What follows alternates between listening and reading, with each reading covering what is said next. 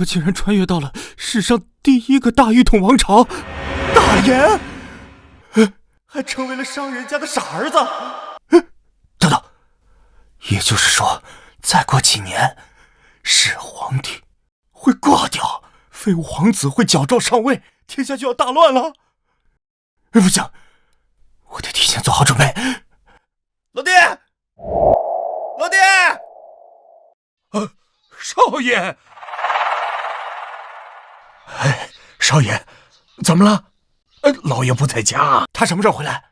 我有很重要的事情找他。哎呀，老爷，这儿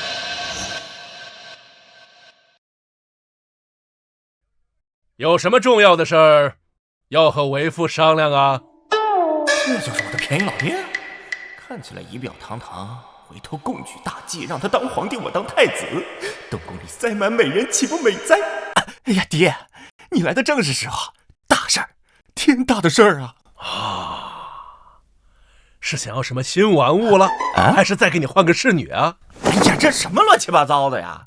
哎，对了，爹，我跟你说啊，这大炎就要亡了，到时候天下大乱啊！你我父子二人揭竿而起，你当皇帝老子，我当逍遥太子，如何？哎呦，老爷，少爷他年少痴傻，刚才那都是在胡说，还望老爷恕罪。这儿，你为何要这样说呢？哎呀，还不是那始皇帝干的好事儿，他简直就不像个男人。不，哎呀，少爷呀，你这还在糊涂呢，你就别乱说话了，好吧？哎呀，我不糊涂，我现在前所未有的清醒。你想啊，哪个正经男人能生养出这么个废物儿子来啊？始皇帝当年就应该把他弄墙上。大胆！你吃啥？哎呀，爹呀，不吃不傻。你想啊，祖龙当年多么的英武霸气啊！扫六合，定天下，为天下百姓解离脱离战火，书同文，车同轨，为后世文明奠定基础，堪称千古一帝呀！你说什么？始皇帝是千古一帝啊！对，哎呀，老爷，少爷先前那都是胡说八道，这句话那才是正经话。哎，先前可不是胡说啊，这大炎啊确实要亡了。你说要是那始皇帝在的话，大秦自然无虞。可是要等到那皇帝陛下嘎嘣了呢？老爷，哎呦喂，我的小祖宗啊，我求求你别再说了，行吗？哎呀，你看你这小破胆，咱自家人关起门来说话怕什么？你怕什么呀？难不成还被始皇帝听去了不成？那倒是自然会有太子继位嘛。哎，你看，这不就是我刚才说的最关键的吗？始皇帝最大的错就是把那两个废物娃子给生下来。按理说始皇帝这般人物，这俩儿子不应该那么废呀。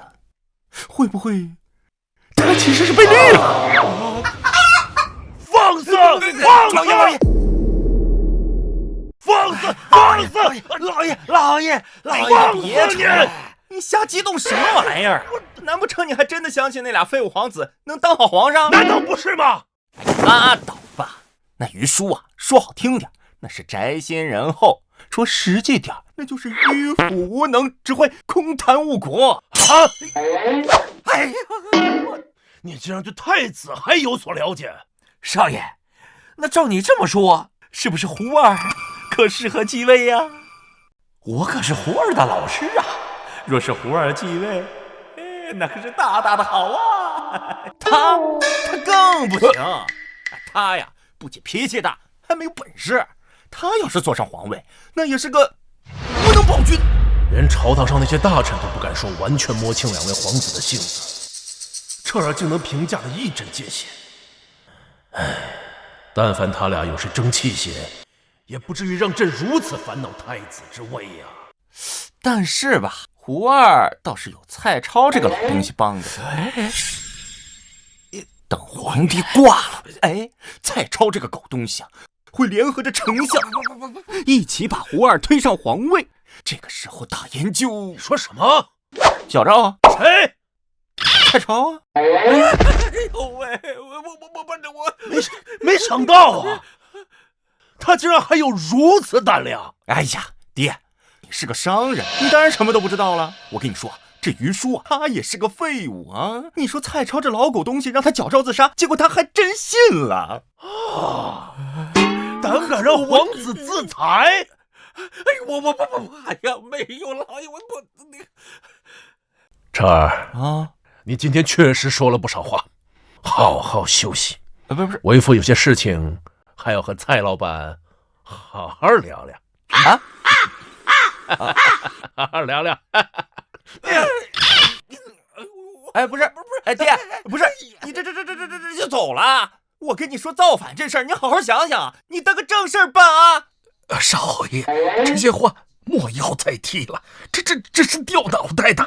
哎，我说那个齐伯呀，啊，你说你怎么样，你才会造反啊？哎呦，我怎么样，我也不敢造反。哎，不，如果说这个时候你手中卧粮满仓，富可敌国，手下还有那些忠心耿耿的大将军，这个陛下之位，你不想做做吗？啊，这，哎，心动了不是？所以我说呀，光说没用，你还得行动。只要手中握粮，心中才能做到不慌不忙。齐伯，拿笔和纸，小爷今天要画图纸。哎呀，少爷，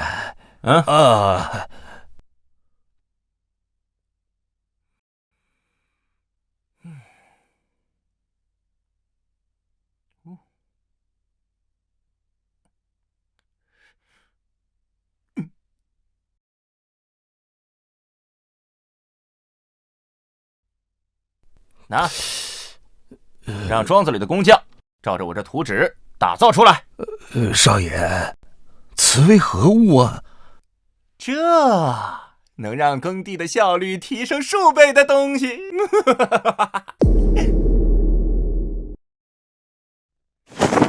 蔡超，臣在。你陪在朕身旁这么多年，朕倒是没想到啊，你还有如此胆量。陛下明鉴呐，臣绝不可能做出矫诏那种大逆不道之事啊！公子彻所言不可信呐。你作为胡二的老师，难道说不希望胡二继位吗？太子之位当由陛下定夺，臣万不可僭越呀。大爷以法治国，就算他将来可能犯下矫诏的大罪，朕现在也不能以未发生的事情治他的罪呀。带回去自己好生反省吧。但你要记住，朕只要还活一天，这天下就还是朕的天下。谢陛下，谢陛下，陛下春秋鼎盛，大言万事不坠呀！滚！是。此事最令朕惊讶的还是彻儿，他远离朝堂，却能将楚军之患看得如此清晰。难道说彻儿并非痴傻，反而聪慧无比？启禀陛下，治粟内史急报，今年气候不佳，粮食恐有欠收之虞呀。传于叔和胡二前来。是。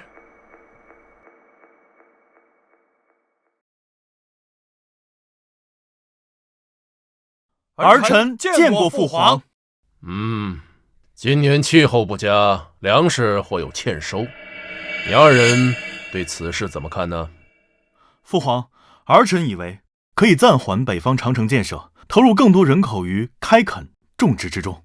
不过兴许天气有些变化罢了。儿臣以为应该让官吏督促百姓加紧耕种，减少休息便是。你二人退下吧。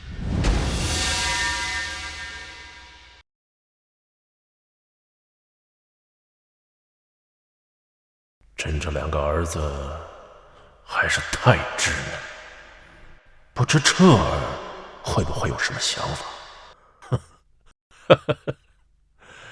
朕都是在想些什么呀？彻儿自幼没有良师教导，又从未接触过治国安邦之术，如何能解决这困扰天下的问题？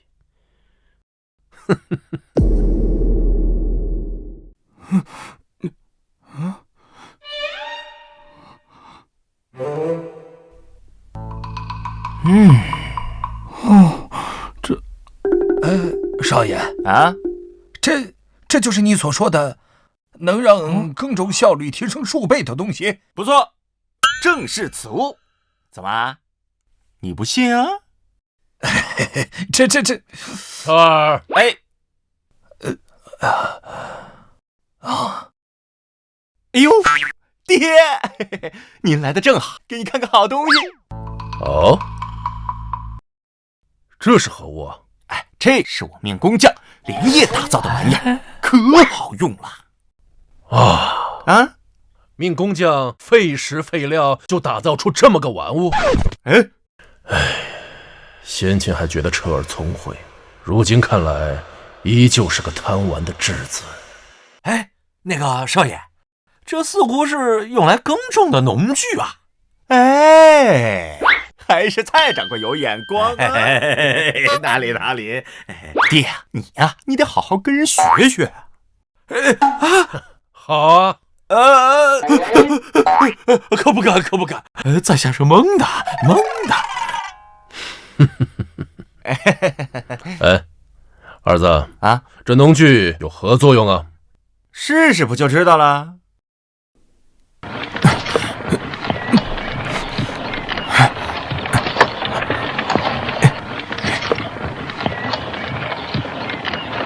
好，少爷，这种犁竟然只需要1人1牛便可耕种。不错，这就是屈原犁啊！哈哈哈！正常耕种需2牛抬杠，1人牵牛，1人踏犁，1人扶把，至少2牛3伏才可进行。哎，少爷，这屈原犁不但大大节省了人力，耕种速度也快了2-3倍。哎，老爷啊，这屈原犁若是推广开来，那对咱大研可是意义非凡呐。兴许今年粮食可能欠收的问题便可迎刃而解呀。超儿啊！哎，这个东西是你想出来的？那是自然。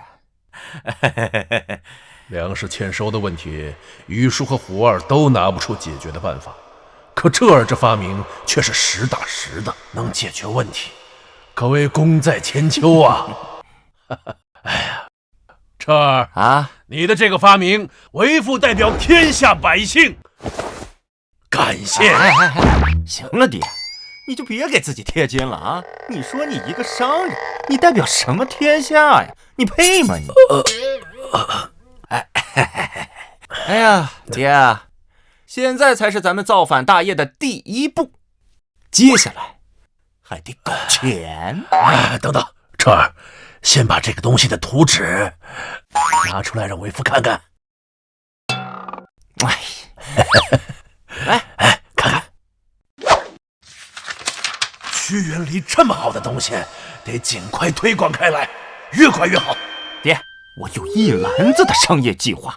我跟你说啊，这个这儿，为父还有一些要紧的事情去处理，回头让齐伯直接钱，你自己折腾去吧。啊！少爷告辞啊！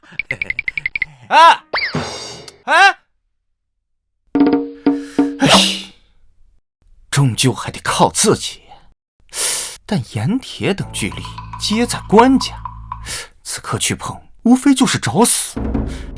得先搞个东西去吧，打通权贵的路子，才能去碰那些大生意。齐伯，拿笔和墨来。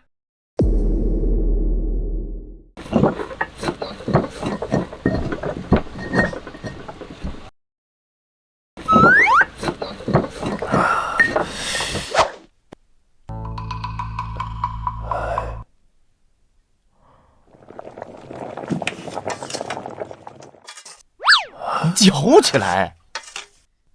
哎呀，少爷，您这是弄的什么东西啊？又是草木灰，又是油的，这可是好东西啊！哎，记住了，要用牛油和羊油，千万不可用猪油啊！回头啊，再采些花回来，要不同品种的，还有香味。大的，把它晒干了，碾碎了，加进去。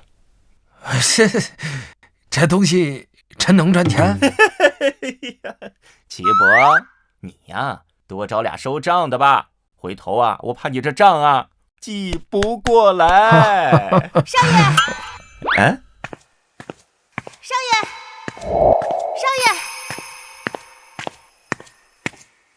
少爷，我都打听清楚了，城里的兰桂坊是京城最昂贵的胭脂铺子，里面出入的都是权贵家的夫人和千金小姐们呢。好，我们就去那里。齐伯，啊拿个小样给我。啊！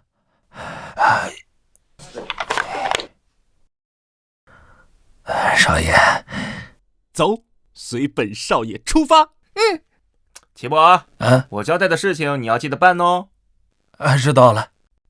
走。哎，真是的，这少爷不知哪儿来的这么多奇思妙想。这样搞下去，账房要不要多招不知道，这工匠真的是要多招些喽。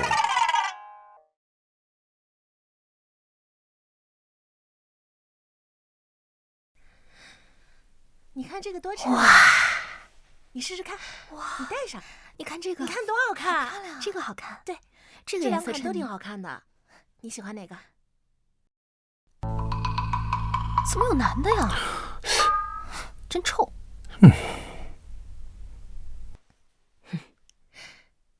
你们先看。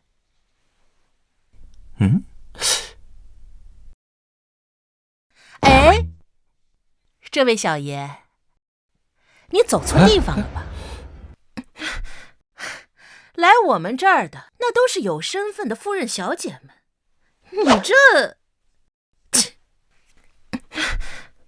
嘿呦，掌柜的，如果说你现在要赶我走的话，就怕一会儿啊，你不仅得哭着，你还得跪着求我留下来呢。哎呀，你可真会开玩笑！我们这儿卖的呀，那都是女人的玩意儿。你一个大老爷们儿留在这儿干什么呀？赶紧走走走！要是冲撞了我们里边的贵人，你可担待不起。哎，嗯，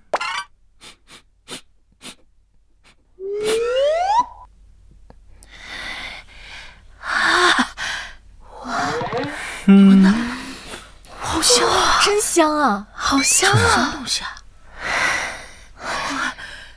比这铺子里什么都香。这是什么东西啊？怎么这么香啊？还这么温润。可惜了啊！看来掌柜的不想跟我们做这单生意，我们只好去找另一家喽。哎呀，公子，别走啊！咱们里边谈啊，里边谈。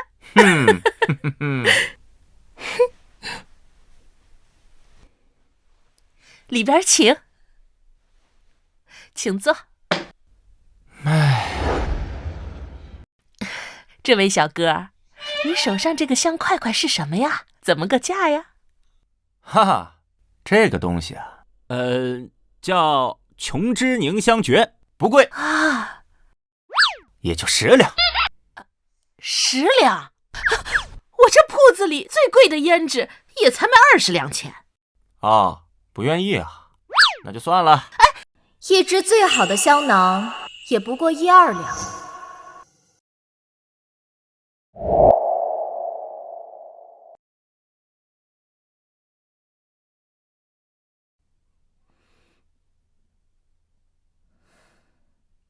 常用的甚至几株、10几株，这一块香块就要10两钱。你是当我兰桂坊是冤大头不成？哦，这位是？这是我们兰桂坊的东家孟小姐。少爷是孟家的千金，大燕北军大将军孟博的女儿，大燕上卿孟坚的侄女。不错，是我。所以你打算把这一个小香块卖我10两？正想搭上权贵，这一下钓到这么大一条鱼。哈哈，孟小姐，我这可不是像香囊一样只会发出香味的东西。掌柜的，劳驾，大盆水。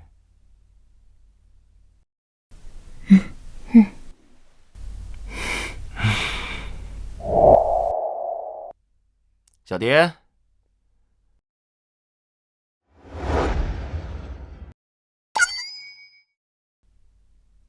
展示一下。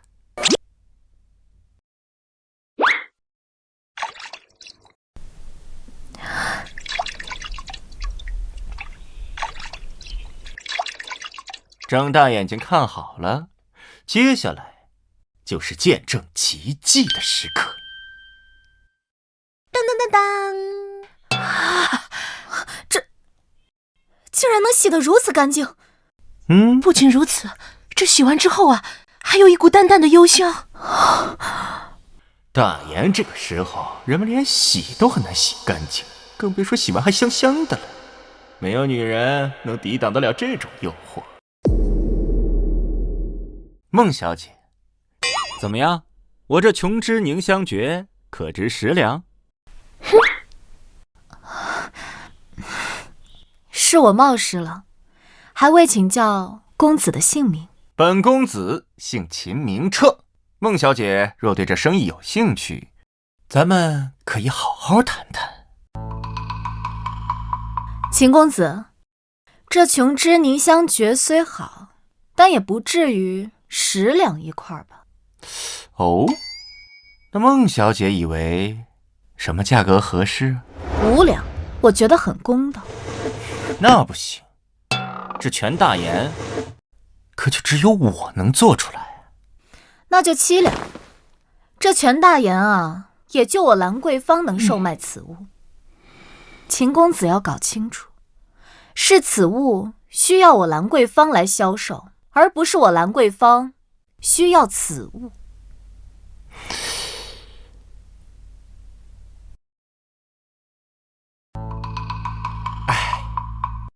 孟小姐果然厉害，7两便7两。不过你们兰桂坊得自己过来取货，而且还得你孟小姐亲自来，给别人我不放心。这没问题。好，那这个就当做见面礼了。我在家等着孟小姐，告辞。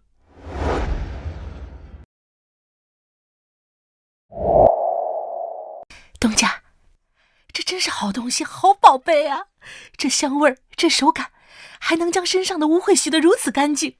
如果能用这个东西沐浴，真不敢想这身上得多干净多香啊，比那些夫人小姐还香呢。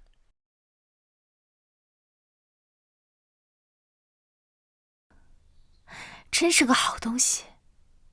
那秦公子当真是个妙人，竟然能发明出这种神奇的东西。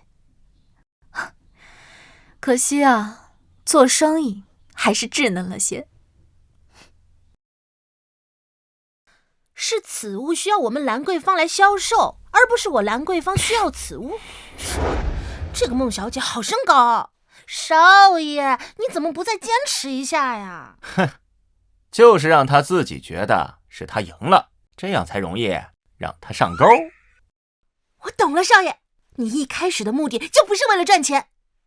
呀呵，小丫头什么时候变得这么聪明了？你是为了勾搭孟小姐，你想把她骗回去当夫人。什么乱七八糟的呀！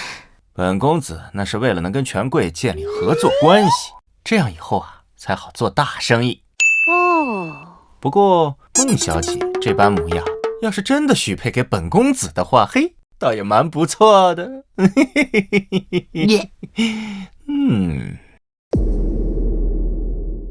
干活都麻利点啊，别笨手笨脚的，说的就是你，别给我。齐伯，各种小样做的怎么样了？哎呦，少爷，幸亏这田里都用了那个屈原梨，不然这么多人手都不够满足您那么多奇思妙想的。哎呀，这加班加点就弄出了这些。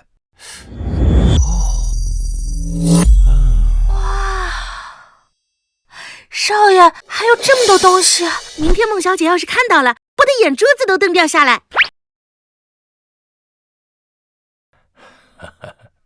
静儿，静儿，静儿，哎，这一大早静儿人呢？静儿一早便出城去了。什么？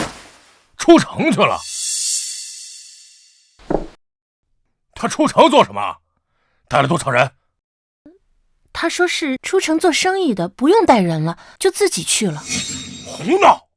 大哥在北京戍边，最担心的就是这个宝贝闺女。她要少根头发，大哥回来能把我活撕了。不行，我得去找静儿。来人，备马，召集卫兵。哎呦，爹来了！蔡掌柜，你看，彻儿多懂事儿，都知道给为父备茶了。不是给你的啊，不是为父，还有谁要来此？我的生意伙伴。哦，生意伙伴，人家的来头啊，我怕说出来吓死你。哦，你呀，这以后可不能再妄自菲薄了啊！别觉得自己是个商人就低人一等。你儿子我呀，也是间接的给你攀上高枝儿了。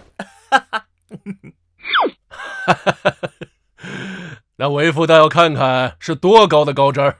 这公子彻还不知道，他爹可是这天下最高的高枝儿了呀。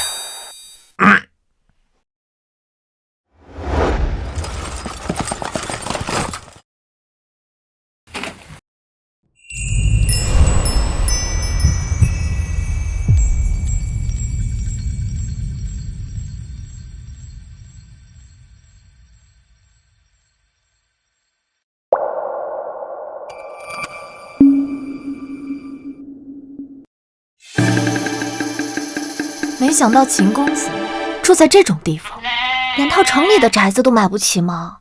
住这种郊外地方，无妨，我只是跟他做这一笔生意而已。第一次我亲自来一趟，往后便不必了。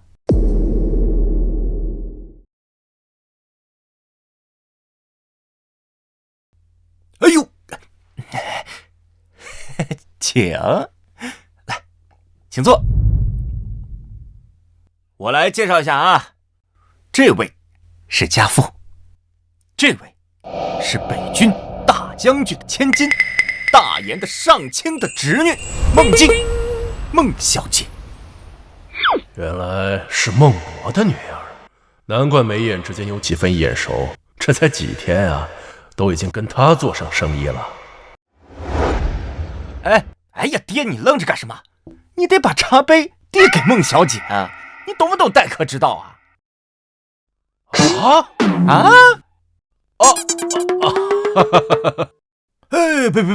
别，老爷，我来。孟小姐啊，请。伯父好。好。不知我家彻儿和孟小姐做的是多大的生意啊？不得，就7、8千两。这么多？虽说经商是小道，但彻儿能在这么2天时间就和孟家女儿做上几千两的生意，也属实不易了。这公子彻竟然还是个经商奇才，互惠互利罢了。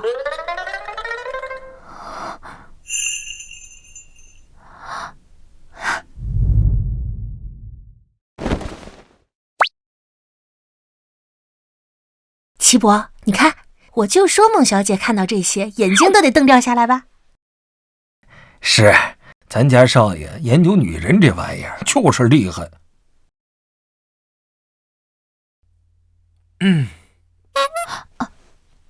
秦公子，这些是什么东西啊？都是你做的吗？孟小姐原来是在说这些呀。好，你看啊，这个呀是兰香润肤膏。传统的润肤膏含铅用久伤肤，我这里面不含铅，更水润，还有淡淡的清香。当然，你们兰桂坊肯定不需要这个喽。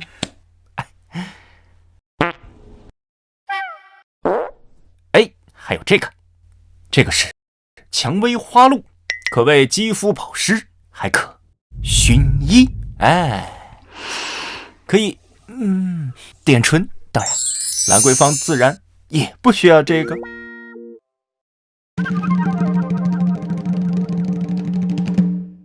还有这个蜜蜡唇脂，色彩自然明亮，还可以滋润嘴唇，不沾手更持久。兰桂坊肯定也不需要这个喽。你看，还有这个。可以了，秦公子。怎么了，孟小姐？是身体不舒服啊？秦公子，这些东西也可授予我兰桂坊吗？孟小姐这是在开玩笑了不是？这些东西哪配得上你兰桂坊呢？我哪知道你还有这么多好东西，开间铺子足以压倒兰桂坊。你这个坏蛋，昨天怎么不早说？抱歉，秦公子，昨日是我言语不当。啊？你说什么？我听不见呢。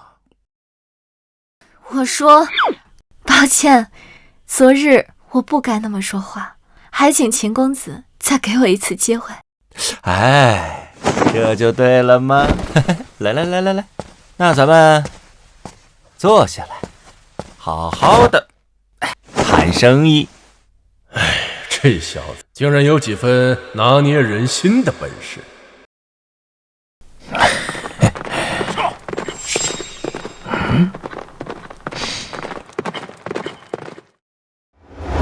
秦公子，这些东西包括那琼脂凝香诀，你重新开个价吧。好，这些东西我可以全权交由你们兰桂坊来售卖啊。至于你们怎么售卖多少，我都不过问。那秦公子想要什么啊？孟小姐应该不止兰桂坊这一处产业吧？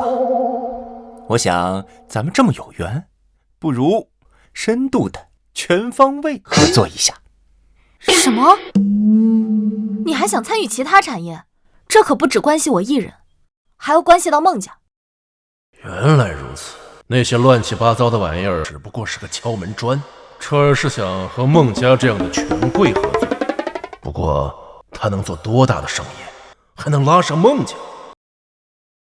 哼，我要做的生意是关乎到整个大研，整个天下，下到田间农夫，上到100万大军，人人都需要。不知道这么大的生意够不够和孟家合作？竟敢说关系到整个大研，整个天下，难不成是比那屈原离还要了不起的发明？再说了，能和孟小姐合作，在我心头那也是重中之重啊。在这茫茫人海当中，我俩能相遇，那也是一种缘分，匪浅呐。哼，朕在想什么？这小子怕不会只是单纯贪图孟家女儿的美色吧？不过孟伯的女儿给朕的儿子做妃子，倒也勉强说得过去。啊！老爷，老爷，少爷，不好了！突然有一队兵马把咱们庄子给围了。撤！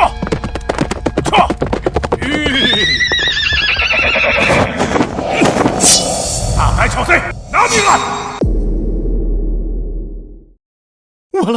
完了！怎么突然之间来了这么多兵马？孟家这家伙竟然亲自来了，这是多宝贝他的侄女儿！这下完了，陛下这不暴露了吗？没事儿。爹，你是不是把咱们造反的事情给说出去了？我？哎呀，快走！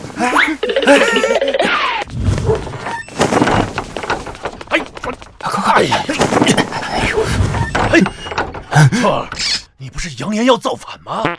眼下这种局面，你要如何应对啊？啊？那些人看起来只不过也就是府上的一些卫兵，你如果连这都应对不了的话，那大燕数十万精锐大军，你就更没办法应对了。这下知道了吧？想在朕的大燕造反，根本就天方夜谭。以后啊，还是老老实实的学如何安邦治国吧。莫慌，幸好我早有准备，咱们从地道逃走，来日方长。什么？你还挖了地道？废话，咱们都要当造反的人了，这点安全意识还没有吗？哎呀，来，爹，你先。什么？你竟让为父钻狗洞？哎呀，这都什么时候了，还分什么狗洞不狗洞的？你放心，将来当了皇帝，没人敢提这茬啊！再说，祖龙当年还被人家撵着跑呢，你看有人提起过吗？哎呀，快点！狗都不钻！你小贼，拿命来！小贼，拿命来！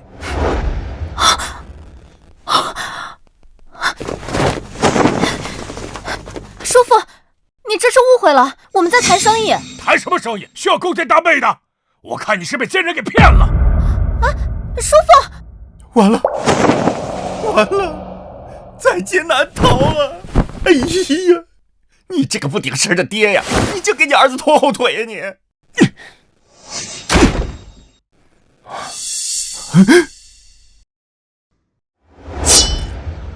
小子，你的命我要定了，天王老子也留不住！我说的，是他，我举报，全都是他的主意。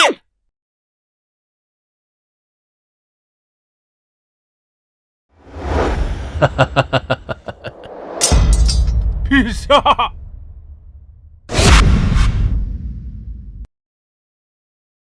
完了！陛下，啥玩意儿？啥玩意儿？这位大人，怕不是认错人了吧？你看，我这玉佩就是个仿品，并非陛下御赐之物。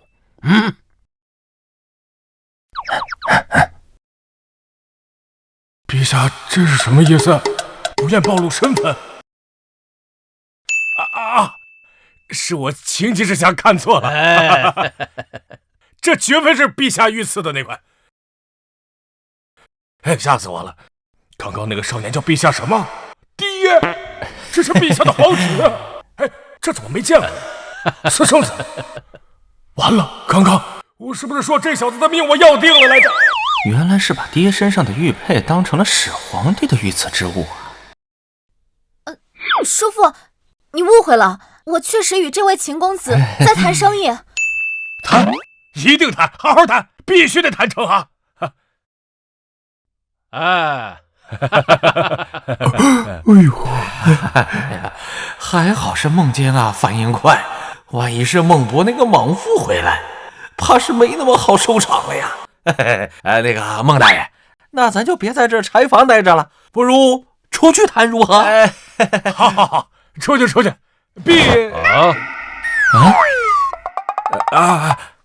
毕竟谈生意重要啊。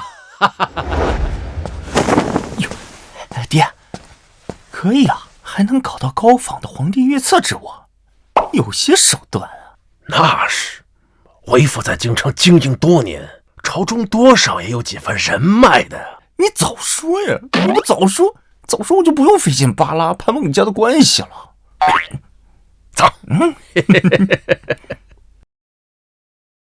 叔父，您站着做什么？您贵为堂堂大言上卿，朝堂上地位最高的官职之一，站在一旁会让其他人不自在。太好了，叔父一来，一会儿在谈生意时，我就能多占据一些主动权了。我的宝贝侄女儿啊，现在最不自在的就是你叔父了。孟大人，还是坐下吧。好。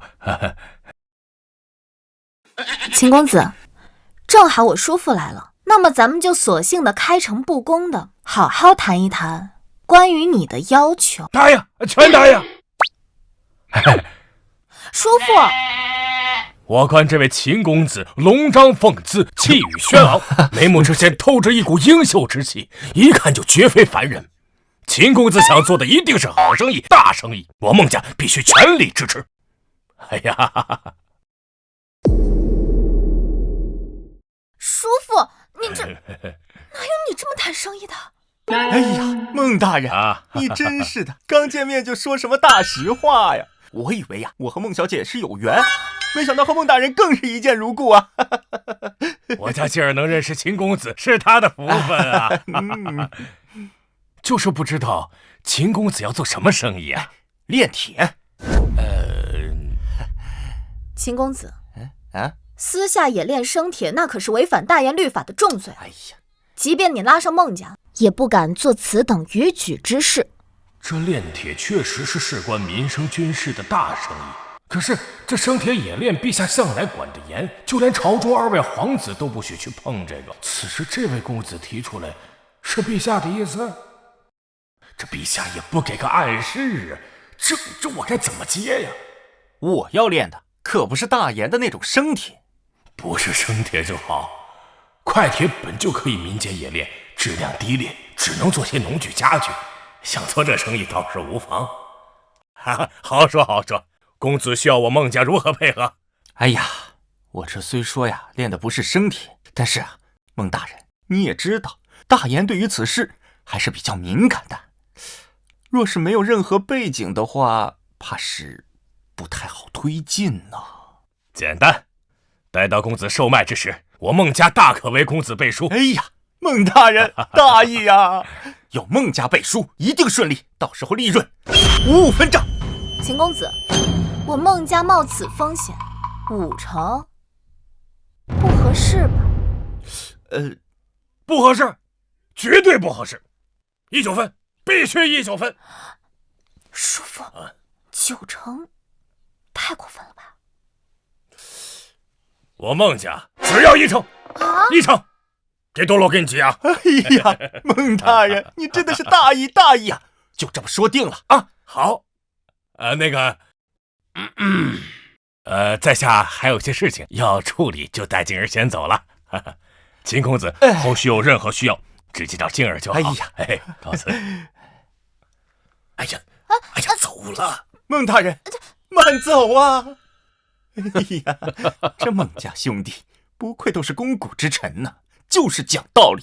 嘿嘿呀，好了，这儿，那为父便先走了。你和孟家大上线有些人情世故，为父也要去打点一下。哎呦，爹都知道给儿分忧了，儿很欣慰呀。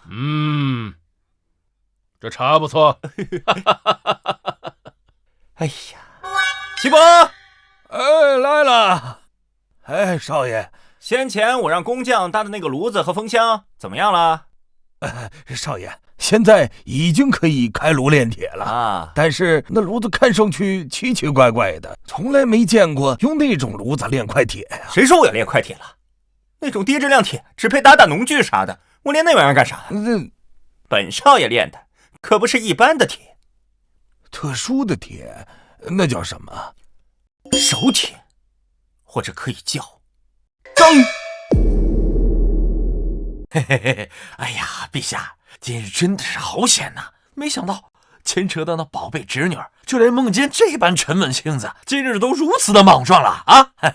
孟家世代武将又都是儿子，好不容易出了孟静这么个女儿，可不宝贝的不得了吗？哎，说起来，陛下今日为何不与那公子彻摊牌呀？公子彻如此聪慧，不如早些带回京中，也好为陛下分忧啊。还不是时候啊！这臭小子虽然聪慧，懂得拿捏人心，借势发挥，可朝堂之上哪有这么简单啊？况且他从未学过治国理政之术，还是嫩了些。还是陛下高瞻远瞩啊！看来是时候该为他寻一位良师了。你觉得李廷成如何？啊？不是，全凭陛下定夺。李廷成可是大燕丞相，公子彻如今和孟家建立了关系，陛下又让李廷成给他当老师，陛下不会是想培养公子彻为太子吧？叔父，你今天究竟怎么回事？为何对那秦彻这般优待？静儿啊，你跟叔父说说，你觉得那位秦公子怎么样？叔父，您这是什么意思啊？一个无权无势的商贾之子，却能让静儿主动去那城郊与他谈生意，还懂得借我孟家之势，足见其本事。再说卖相也不错，算得上仪表堂堂。再说静儿，你这岁数也不小了。叔父，你莫要胡说。杏儿虽然不在乎未来夫君是何出身，但一定得是对大言、对百姓是有用之人。哎呀，你说这个干嘛呀？哎呀，夫君早上怒气冲冲的出门，我还担心要出什么事，怎么一回来提起静儿的事情了？此话我说与你听，你切莫告知任何人。静儿今日谈生意的对象，乃是陛下养在宫外的龙子。什么？小声点。依我看，这陛下对这位皇子怕是还颇为上心呢。如今太子之位悬而未决，朝中都在猜测，陛下对宫中的2位皇子都有些不满，所以……那难道说，陛下是想……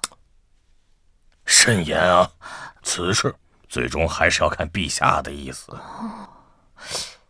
那怎么才能知道陛下的意思呢？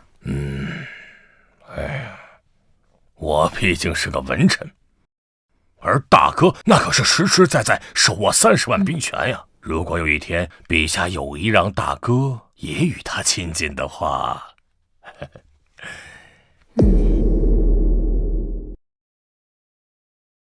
启禀陛下，那屈原梨已经开始大批量制造，不日便将在全大燕推广。陛下此举真是利国利民，功在千秋啊！要尽快，尤其是今年气候不佳，要让百姓多多开垦，以提高产量。启奏陛下，孟博将军从北方来函，匈奴近日不太安分，在边境已经发生了多次摩擦，将士们的兵刃盔甲皆有不小损耗，军械有些告急。传令，铁骑优先攻击北军，若生铁不足，便从民间收购块铁。陛下，四处建屋修缮，农田开垦，亦需要大量铁器呀。尤其是这屈原梨普及之后，可开垦的田地更多，所需的农具也更多呀。优先保证前线，至于民间若用铁不足，倒是在意。好了，若无其他要事，退朝。是。李廷成、蔡超，你2人留下。陛下，你2人随朕出宫。是。陛下这是真的想让李廷成当公子彻的老师啊？孟坚、李廷成，文臣2大头头，陛下都有意无意的让他们与公子彻绑定，不敢想，不敢想。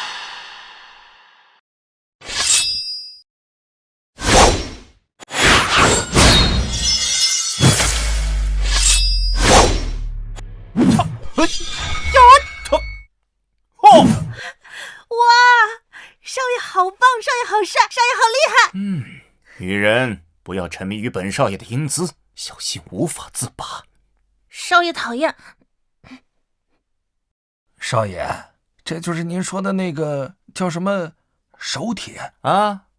不错，这手铁真比那生铁厉害，胜过许多，而且成本更低，产量更高。又在折腾什么呢？啊！嘿，爹，你来啦！啊，哎，这位是？这是为父的朋友，你叫李叔便是。你不是要干大事吗？不得多找几个信得过的帮手啊！这位公子的样貌与陛下有6、7分相似，还叫陛下爹，难道是陛下养在宫外的私生子？哎，对，需要帮手吗？李叔啊，这李叔看起来相貌堂堂，一表人才呀，对我们造反大业一定大有助益。公子过誉。造反？小点声，生怕别人听不到啊。来，这边坐。陛下的私生子要带陛下造反，这，陛下在打什么主意啊？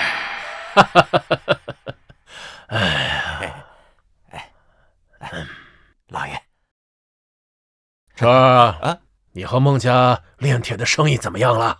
炼铁的生意和孟家？陛下难道偷偷放任私生子在宫外做生铁生意，还让孟家从旁相助？这可有违大言律法呀！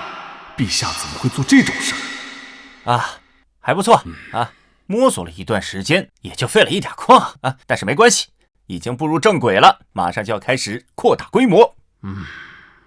虽然说是块铁，但确实是民生所需，规模扩大一些也无妨啊。哦，原来只是块铁。如今北疆战事缺铁，百姓开垦也缺铁，多炼些块铁，倒确实是好事。啊，块铁？我炼那破玩意儿干啥呀？那你是……别急啊，但是也不是生铁，那是何物？看看，这就是我要炼的熟铁。熟铁？敢问公子，这与生铁何异呀？哎呦，那你们可要看好喽！起步。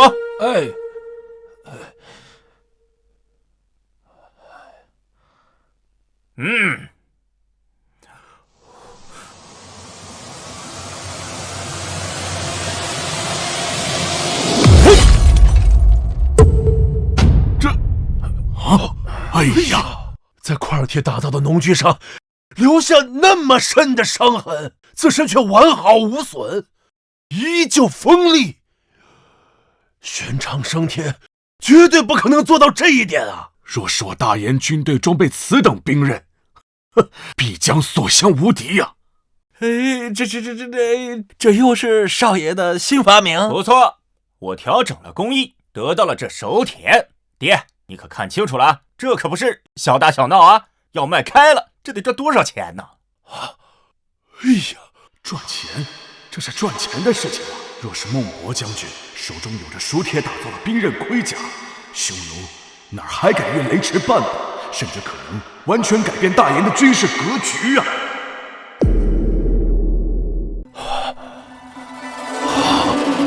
好啊！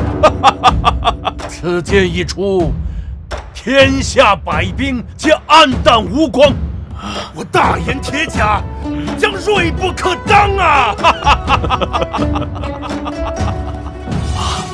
敢问公子，此熟铁较生铁，成本如何？哎呀，即便成本贵上10倍也无妨。本公子才没有那么傻呢。按照我的工艺，这个成本是传统生铁的1半左右，而且效率还提高了1倍呢。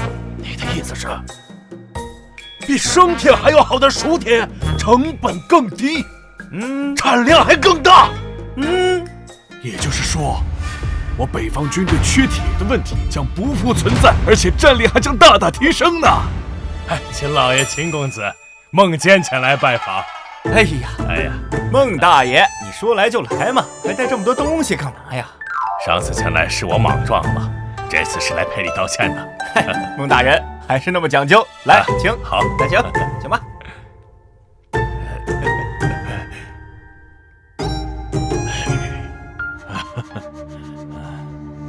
陛下这次连李丞相都带来了，足见其对这位公子车的重视。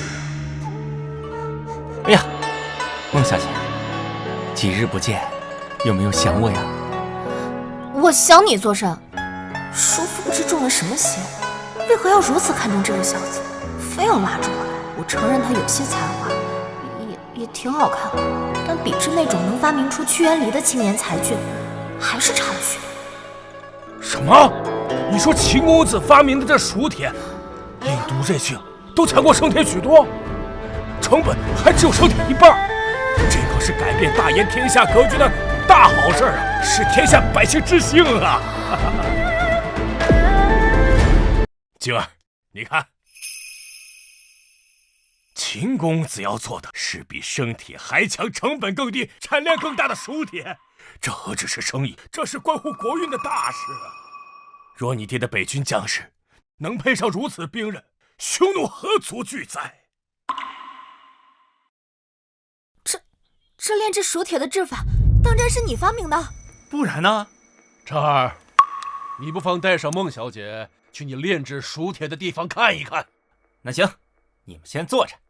哎，孟大人，要不要一起去看看呀？哎，不了，你们年轻人去就好。孟小姐。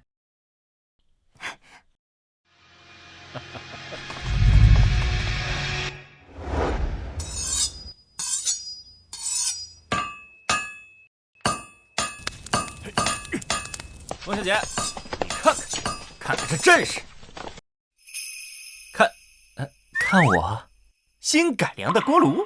我跟你说，传统的平底地锅呀，那都是皮囊鼓风，出铁太慢了。于是我改进了风道，与炉铁结构，温度更高，更省燃料。这竟然真是他创造的吗？原来他不只是懂些脂粉，更能创造出国之利器。难怪叔父这般看重这熟铁，对我大言的意义，的确不亚于屈原离啊！怎么了，孟小姐？这么盯着我的绝世容颜看，小心你会深深的爱上我哟！这混蛋才华了得，可太不正经了！恭喜陛下，贺喜陛下！公子彻有如此才华，乃是陛下的鸿福，天佑我大言啊！孟大人，您可能有所不知啊，那屈原离也是公子彻所创。什么？陛下所提到的青年才俊，居然是公子彻！真是天人将士，兴我大言！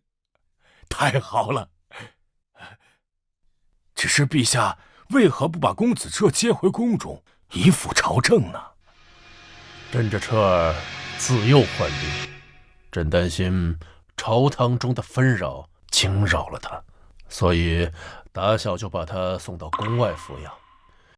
如今虽是病患已除，可他自幼却从未接触过治国理政之策，所以现在接回宫中为时尚早。李廷成，臣在。你看朕这儿子可还入得了你的眼，做你的弟子啊？啊！陛下，公子彻才华卓绝，臣惶恐他难担此重任呢。无妨，发明创造上他才华卓绝，可是治国理政之术他却从未接触过。朕让你教他的是大言如何依法治国，如何掌控着天下。啊，如此，臣定不辱使命。好啊！这下好了，李廷成做老师，孟建做合作伙伴，回头再把孟博的闺女拿下，这公子彻将来想不当太子都不行了呀！这怎么都站着呢？彻儿啊，为父已经和孟大人商量好了，这熟铁的冶炼，他会为你提供资金和场地，好让你在最短的时间内扩大规模。哎呀！不错，秦公子有任何需求，只管开口。就是不知道秦公子这熟铁定价几何呀？啊，与快铁一般价格便好了。为何定价这么低呀？这价格即便比生铁再贵上几成，也不愁卖呀！哎呀，爹，你这突然之间，你格局咋变小了呢？再说了，我们干大事是为了什么？是为了天下的黎民百姓啊！赚钱只不过是我们为了实现这个目标的一个过程罢了。少爷宅心仁厚，心系天下百姓，此为百姓之福啊！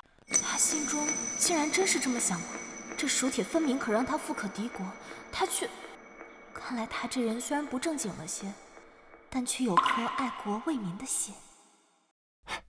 爹，我算过了，就算只卖这个价格，也足以卖上足够的钱。再说最重要的是什么啊？最重要的是得民心嘛，对吧？你看将来我们起事的时候，我们手臂一挥，后面多少人跟着响应，你说是吧？啊，这个滑头。好，这事儿便这般定了。晨儿，今后这位李叔便是你的老师，他会教你大言法度和治国理财之策。不是，那好好的你给我找老师干什么？臭小子，你不是要造反吗？等造反成功，你总该知道如何治理国家吧？这个我，这事儿就这么定了。好好跟李叔学。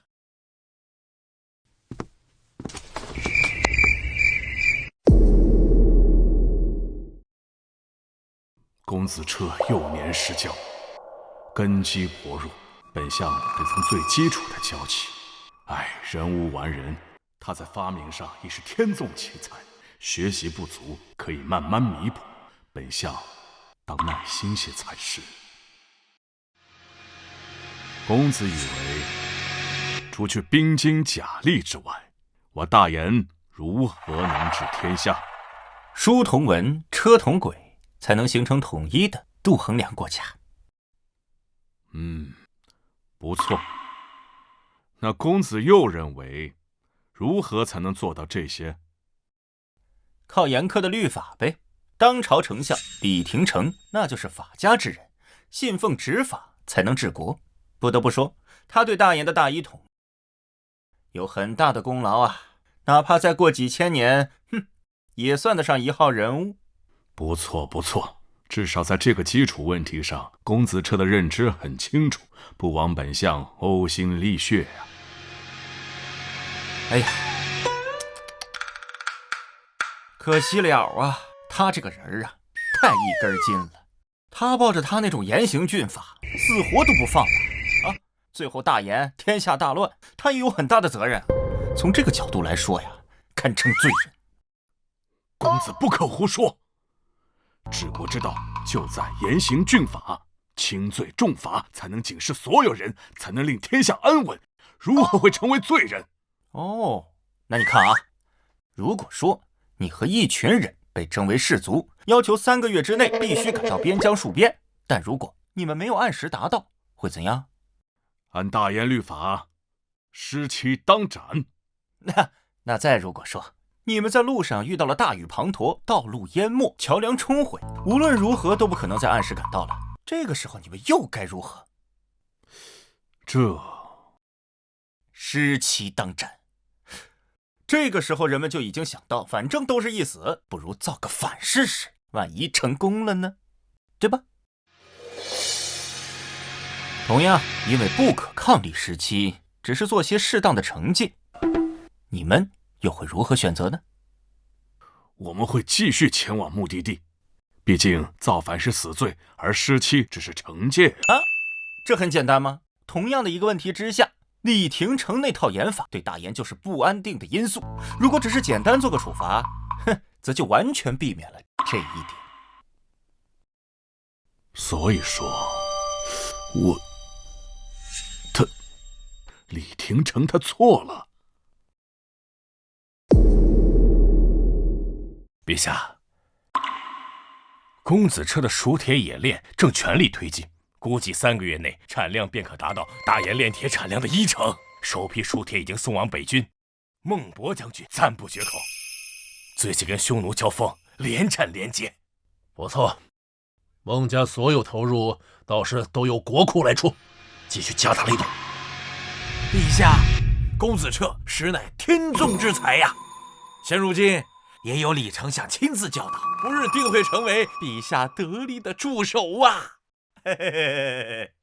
李廷成才学渊博，对大言各项制度的设计与推行都参与很深，相信有他的教导，彻儿一定能学到很多。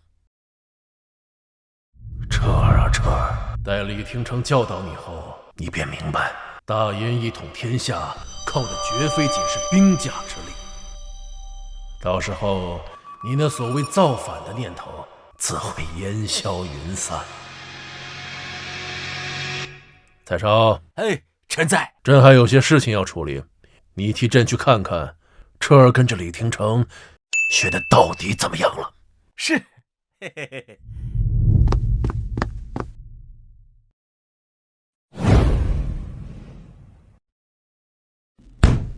富国强兵，守在重农抑商，商贾不是生产，四处流动倒卖，只会扰乱民心。哎呀，你说这要是没有商贾，这商品怎么流通啊？若是粮食南方欠收，北方丰收，难道只靠朝廷调运吗？多浪费时间和成本呢！这商贾把粮食运走，只会拉高粮价，赚取利益。哎，这才是朝堂应该管控的地方啊！若是朝堂把粮食的价格控制在一个合理的范围之内，而不是一棍子把商贾给他抡死，这样既解决了成本，又能节省调取粮食的时间。那愚民一区，由官吏来引导百姓，百姓只需安心生产劳作，那便可思想统一，这总没错吧？错的离谱！垄断知识最终只会造成阶级固化，各级官职会变成那些世家权贵的夺取利益的工具。谁会管黎民百姓啊？谁会管黎民百姓的死活呀？嘿嘿嘿嘿嘿，少爷，李先生，我来看。哎呀，这是怎么了？这是啊！哎呦，你们这聊得好好的，怎么还吵起来了？我不知道啊。你说李叔这些天天天找我讨论讨论，结果说着说着，他还先急眼了。这李丞相博古通今，天文地理无所不晓，竟然会被公子彻这般少年气得说不出话。秦公子啊，咱们今天就先到这儿，带老夫回去啊，回去再。哎呦，慢点儿！哎，少爷您先待着，我先送他回去啊。哎呀，该说不说，这李叔啊，肚子里墨水不少，就是太一根筋了。我若是把他的思想给扭过来的话，对我造反大业那也是一大注意呀。不能放弃这个学生。哎呀，李丞相，你说这是怎么回事啊？陛下让你好好的教导公子彻，这教着怎么还急眼了呢？哎呀，本校自负也是饱读经典，也教过许多学生，有聪明伶俐的，也有冥顽不灵的。可这公子彻，却是第一个让本相感到哑口无言的呀！公子彻这些思想，乍听之下简直离经叛道，可细细想来，却又不无道理。或许我大言的律法，真的应该好好再斟酌斟酌。不行，明日还得去向公子请教。竟把李丞相气得无言，可惜了，公子彻的聪明才智，终究不在这治国之术上。只是我该怎么跟陛下说呢？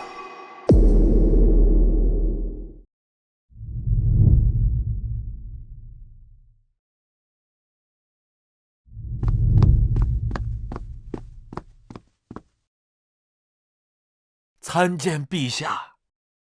彻儿跟着李廷成学的怎么样了？这个无妨，直说便是。是陛下。臣到庄子时，正好看见李丞相被公子彻，气得说不出话来。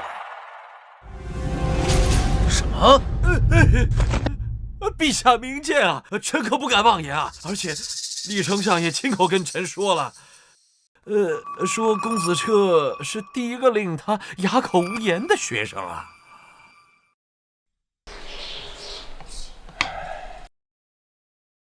即便是当初教导胡二时，李廷成也从未有如此不堪的评价呀。陛下，公子彻有这2项发明，已经是天纵之才，名垂青史了。其他方面不是那么精通，也无可厚非呀。这终究只是凡人，是朕对他的期望值太高了。罢了，待得空，朕亲自去看看他。若真不行，便让李廷成不要浪费这个时间了。经济基础决定上层建筑，生产力决定生产关系，科学技术是第一生产力。怎么样，李叔，可有所参悟了？我似有所悟啊。不错呀。嘿呀，你知道吗？你是我见过所有大言人当中，你的悟性算为上佳的了。公子彻竟如此高瞻远瞩，他根本就不是什么小打小闹，而是站在极高处，以大格局统筹整个大研。这份眼光之长远，怕是陛下都逊色3分呐。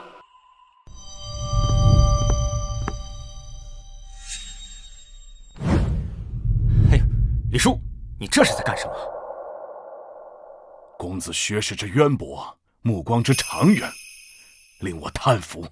这几日与公子论道，受益良多，胜过苦读10年，让我豁然开朗。我愿称公子一声老师。哎呀，李叔，你看看你，什么老师不老师的？啊！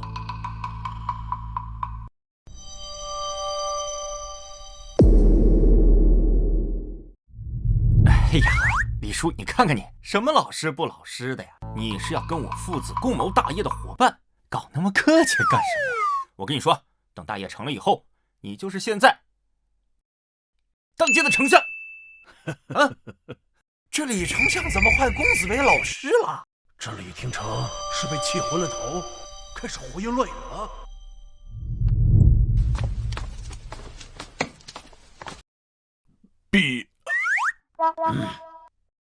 老爷，我可得跟你好好说说公子他这几日。不必说了，此事蔡掌柜已经跟我说过了。老李啊，这几日教导我这不成器的儿子，真是辛苦你了啊！哎呦，老爷，您误会了。我想说的是，公子是我见过学识最渊博、眼光最长远、对百姓民生最有见解的人物啊！老李啊，你可不要应付我啊！哎呀，老爷，我怎么会应付您呢？你让我来教导公子，可这几日啊，都是公子在教导我。哎呀，所以啊，我心甘情愿叫公子一声老师。原来你跟我说的哑口无言是这个意思啊？没错啊。公子的学识实在令我叹服，论治国之才，公子在我之上。这大研运转的整体框架，便是李相所规划。如今他竟然承认自己的治国之术不如公子彻。我儿真有治国之才，千真万确。公子之才能敌50万大军和20个丞相。好啊！我儿真是有天子之子啊！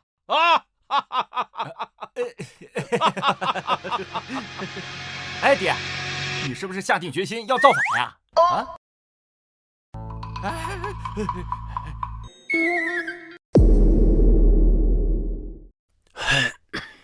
这为父还是有一事不解啊！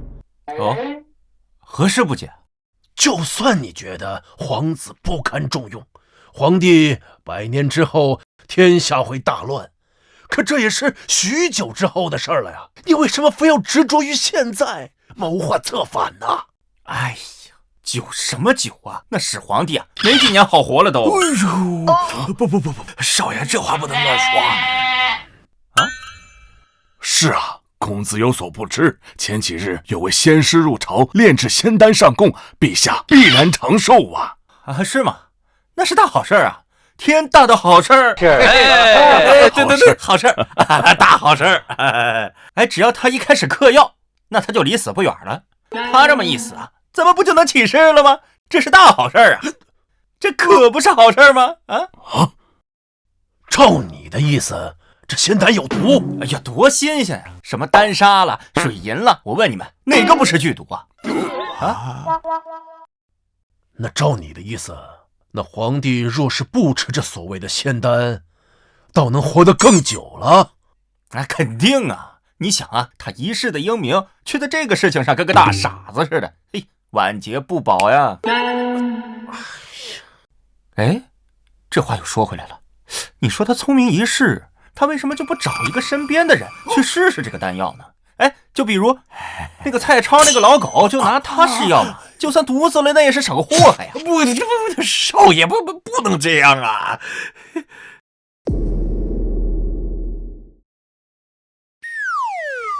我说你们这怎么都紧张兮兮的？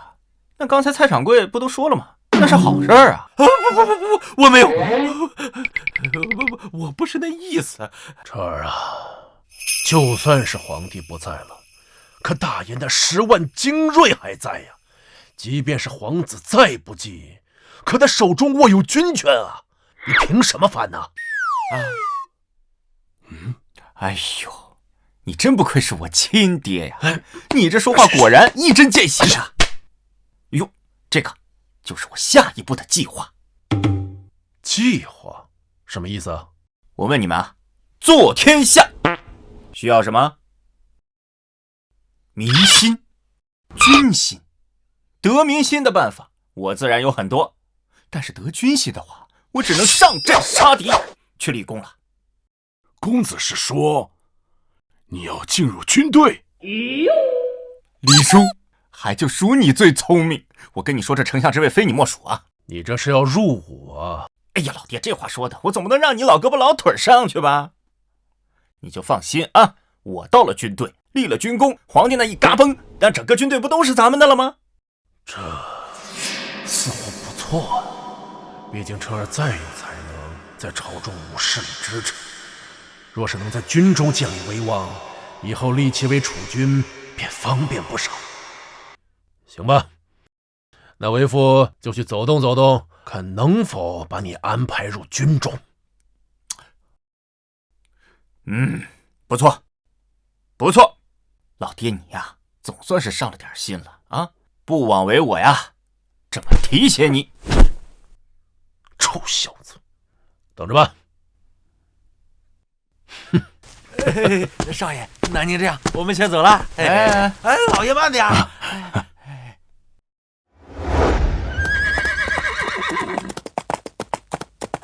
等回宫后，给那位仙师安排个僻静的地方，让他专心炼丹，炼出来的丹让他自己先吃。诺。将彻儿送去孟博的北军，从5掌做起。陛下，北军是正面迎击匈奴的部队，最为凶险。朕的儿子要想做这天下，就得经得起这番磨练。朕倒想看看他在军中又能表现如何。陛下之前分明是考虑将长公子于叔送去北军的，这下是摆明了想培养公子彻继位了呀。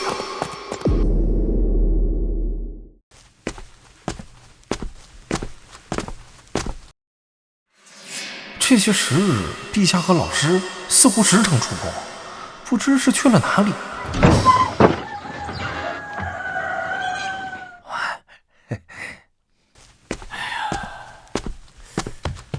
学生见过老师。哎呦，原来是殿下呀！臣见过殿下。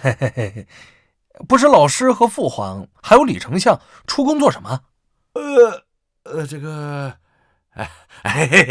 没什么，就是陪陛下出宫走走罢了。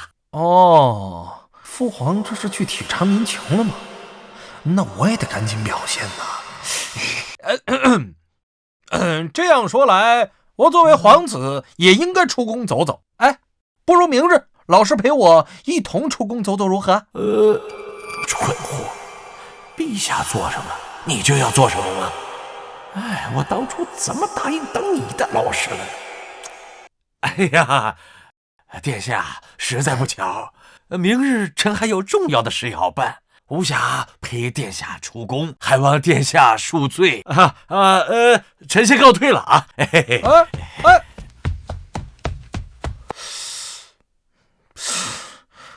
怎么最近老师似乎对我疏远了很多？哎，算了，不管了。既然父皇时常出宫走走，那我也出宫走走，这总该没错吧？嘿嘿嘿，我怎么这么聪明啊？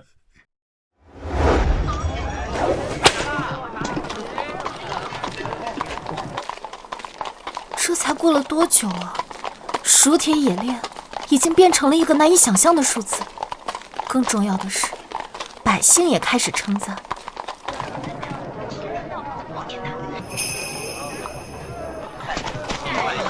叔父告诉我，就连那屈原离竟然也是那家伙发明的。他倒当真是个利国利民的青年才俊，生的皮囊也不错，就是有的时候不太正经。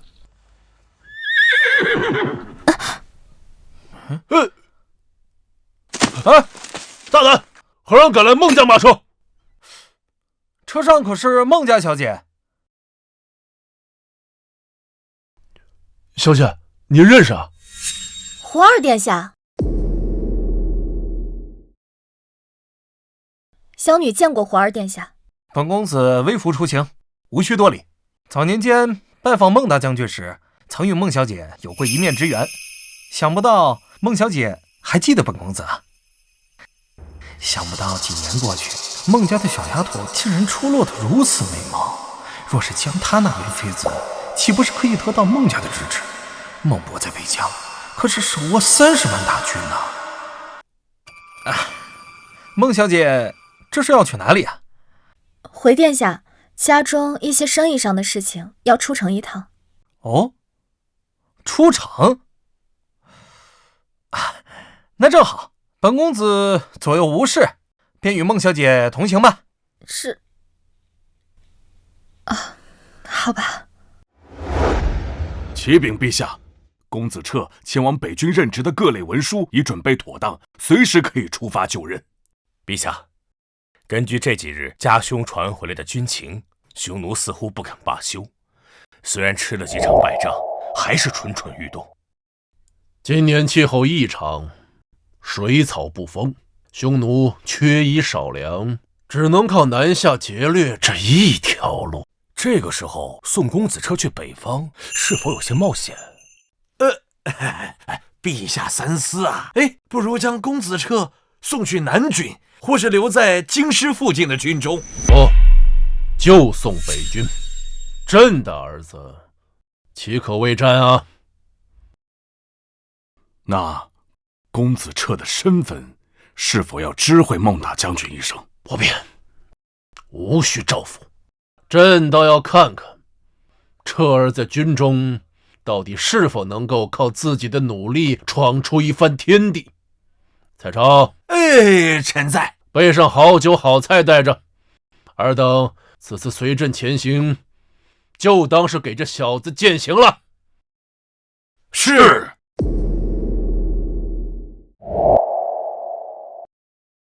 少爷，您真的要去参军啊？是啊。可是当兵好危险呢，少爷，您万一要是……哎呀，你就放心吧啊！本少爷哪有那么容易死的？你就乖乖的等着本少爷凯旋而归啊！是孟小姐。孟小姐来了，正好，我要跟她说一下不日便入伍的事情。收起来。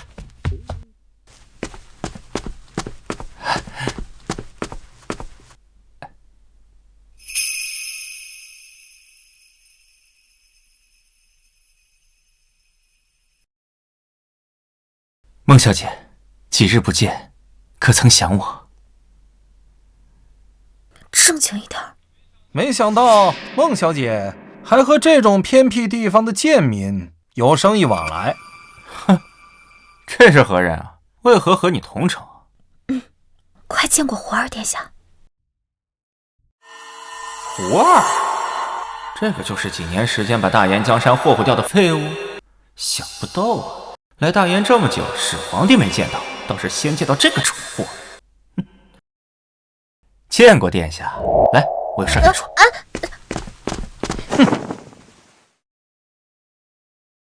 哎，这不是今儿的马车吗？他身后跟着的是谁？竟敢与他同城？孟大人是不是又怕你孟家的千金宝贝被人哄骗了呀？哎呀，香雪是孟小姐的朋友，孟大人无需焦虑啊！我怎么不记得静儿有什么可以跟他同城的异性朋友啊？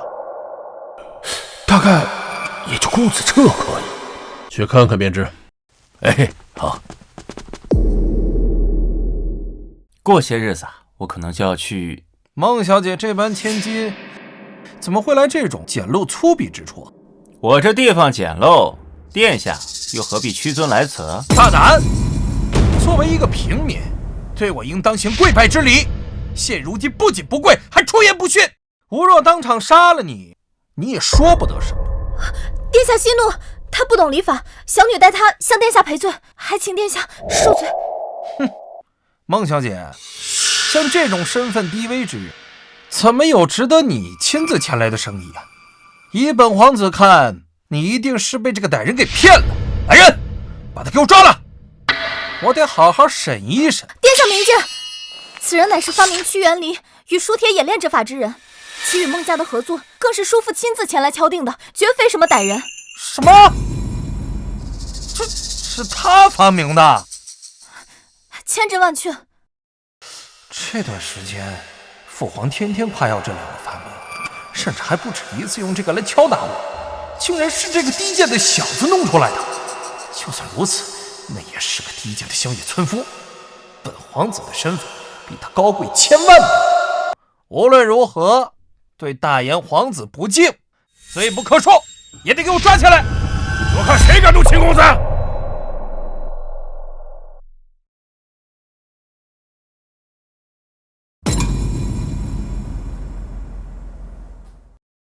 叔父，您来了，您快劝劝殿下吧。殿下，殿下，你们怎么会在此啊？父皇，父皇！坏了，这个蠢货昨日说要出宫走走，怎么走到这个地方来了？以胡二殿下的性子，若是知道陛下在宫外还有一位皇子，怕是要不得安生了。殿下，你认错了，他不是你认识的父皇先生。孟少卿，你说什么呢？这不是父皇吗？蠢货，这么明显的暗示都看不懂吗？他只是跟宫里的父皇先生长得很像。殿下，您再仔细看看啊！看看。你们这是？殿下。这父皇这意思是不愿意暴露身份？怎么样，殿下？你看清楚了吗？哎呀，确实是我认错人了，是我认错了。我是这庄子的主人，不知殿下为何在此处啊？我正好出宫走走，体察民情，路上恰巧碰到孟小姐，和她同行至此了。父皇说什么？他是这庄子的主人？难道是因为那个小子？中车府令、丞相、上卿，大燕朝堂上几乎最顶层的人物都来了。这小子只是发明了那两样东西，就能被如此看重？那不知殿下体察完了吗？殿下那么大的威风，我这乡野偏僻之处承受不住啊！我这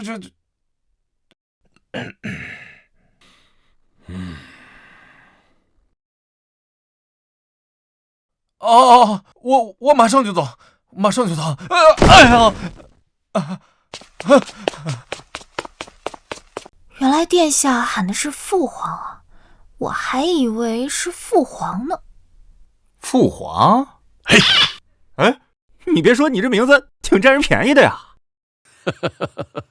哎，对了，你们今天人都来这么齐，啥事儿啊？啊，公子，您去北方参军的手续已经办好了，不日便可出发。哦？什么？你要去我爹手下参军？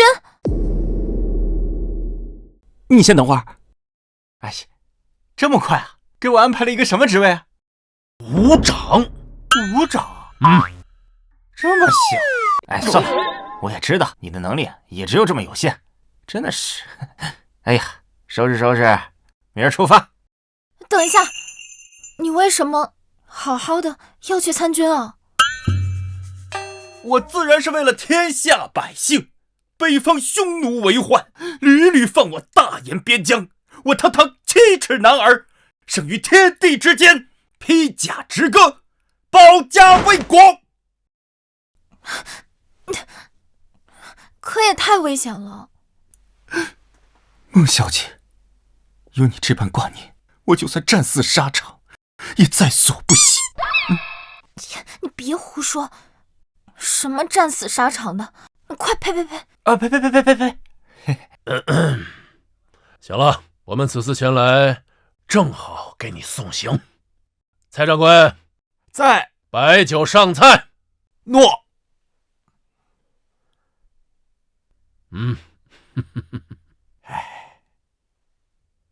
等一下，我要跟他一起去北军。哎呀，我的静儿啊，你开什么玩笑？那是一个姑娘家去的地方吗？而且这一路山高水远，吃得消吗？我吃得消，而且我也好久没见爹爹了，我要去看看爹爹，难道还不行吗？孟大人，就让孟姑娘陪公子一起去吧。等到了之后，和孟将军见一面，再回来便是了。这年轻人出去走走不是坏事，派一些人跟着，路上不会出事的。好吧，那你就送秦公子走一趟，到了军营见了你爹，赶快回来。好。看来不久就能喝上孟小姐和少爷的喜酒了，嘿嘿嘿。你到底怎么想的呀？你为什么好好的要去参军啊？怎么，舍不得我吗？还要一路送我去北疆？你别往自己脸上贴金啊！我就是想去看看爹爹。哼，那正好啊，我呀有一样东西要交给你爹，到时候你要帮我引荐一下，省得我去费力找他。你有东西要交给我爹啊？什么东西啊？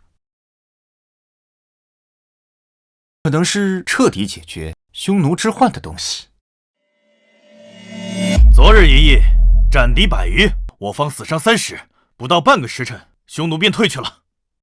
自从换了熟铁打造的兵甲之后，匈奴大仗不敢打，像这种小骚扰，隔三差五就来，烦不胜烦。他娘的，要是能冲进草原，把他们一举灭了就好。匈奴人都是马背上长大的，这进了草原就如鱼游大海呀，谈何容易呀！我大燕将士守城有余，可一旦出兵追击，其数确实不如啊。哎，本将又会如何不知？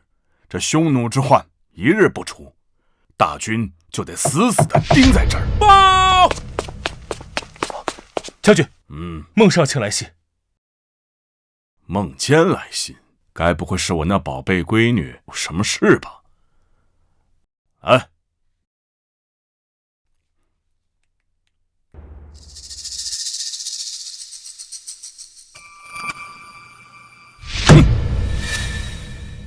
静儿那丫头跑到北疆来做事，这是她该来的地方吗？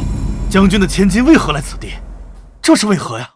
哼，说是要送个刚入伍的小子，哼，本将倒是要好好看看，是哪个鳖孙害得老子宝贝闺女千里迢迢的跑一趟。于叔和胡儿最近在做什么呀？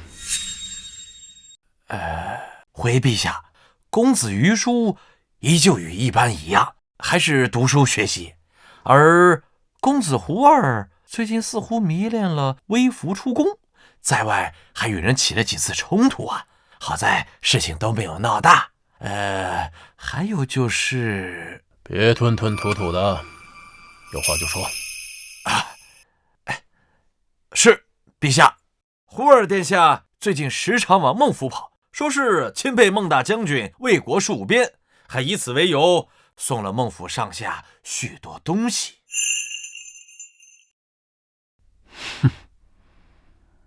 拙劣！他若真是钦佩，为何不说去军中历练一番呢？大言的天下是陛下亲手打下来的，陛下自然看重在行伍中历练，只可惜宫中这2位皇子都悟不到这一点，反倒是公子彻主动提出。陛下，胡儿殿下最近时常向臣与李大人、孟大人询问公子彻的情况，似乎是起了不小的疑心，此事恐怕再也瞒不住了呀。无妨，彻儿若真能在军中收获军心，建立威望，那等他回来的时候，便也无需再隐藏他的身份了。陛下是说要将公子彻接回宫，给他皇子的身份？陛下圣明。别激动得太早啊！军中只看能不能杀敌立功，想收获军心，哪有那么简单啊？是。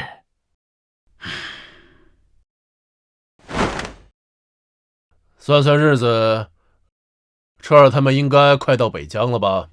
回陛下，如果顺利的话，应该就在这几日。彻儿啊彻儿，孟博那个老小子不是什么省油的灯，你真的能够得到他的认可，得到大言将士们的认可吗？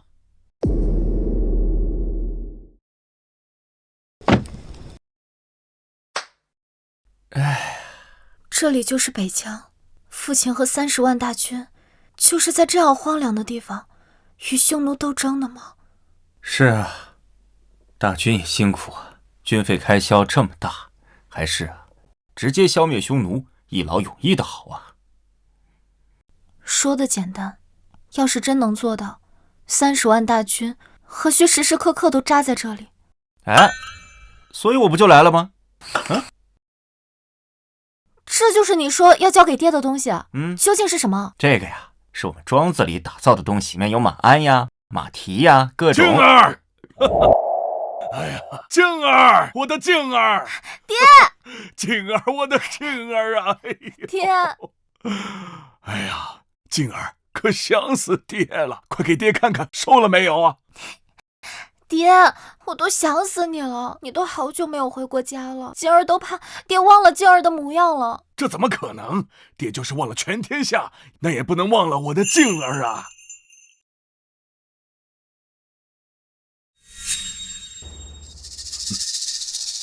这小子就是你要送来入伍的啊！见过孟大将军。爹，他可是……我知道，你叔父在信中都说了。小子，你那2个发明，本将知道，尤其是那熟铁冶炼之法，对军中的意义重大。在这一点上，本将感谢你，认你是个人物。但你这样的人，不该来到军中。爹，你干嘛凶巴巴的呀？你不是说要有东西给我爹吗？你快拿出来啊！对，孟将军，少来这套。我知道你想的是什么，来这里混2年，镀个金，以后回去加官进爵更方便。孟将军，我并非……好了，看在你发明熟铁冶炼的份上，本将可以满足你。王烈，将军，让他去你麾下，在后勤队伍找个相对安全的地方当个伍长。是。如果有合适的机会，本将会想办法给你2个小军功，就当感谢你的熟铁演练之法。哎呀，孟将军，我……另外，不管你有多么了不起，有多大的背景，都不许打我静儿的主意。哎，孟将军，我，你跟我来吧。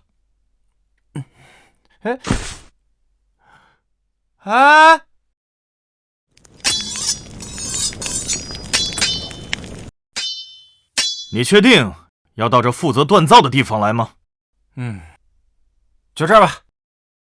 行啊，小子，你倒是挑了个好地方啊！这个地方连匈奴的影子都看不到，是个镀金的好地方。走啊！都停一下！王校尉，您怎么亲自来了？还带了个娃娃来了。这是你们的新伍长，都互相认识一下吧。我还有事，先走了。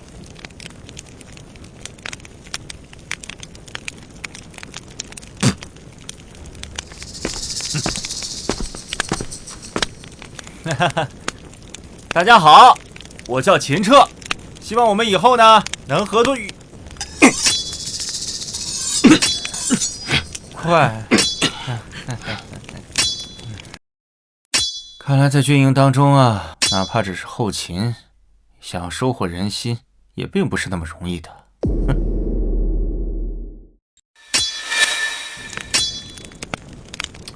哎，你这炼制的方法不对啊，温度还差一点。是你懂炼铁之法，还是我懂炼铁之法？哪家的小娃娃过来镀金的吧？可惜挑错地方了。我瞧你这细皮嫩肉的样子，该去造饭的地方当个厨子吧。小子，我不管你是什么背景，就别指望我们会听你的。既然你是来镀金的，咱们就井水不犯河水，省得到时候场面难堪。这手铁演炼之法，首先要让炉内的温度保持到1200度到1300度之间，而且待生铁加热到半熔融状态时，要接着拿个铁具进行搅拌一下。你这个温度还差了一点。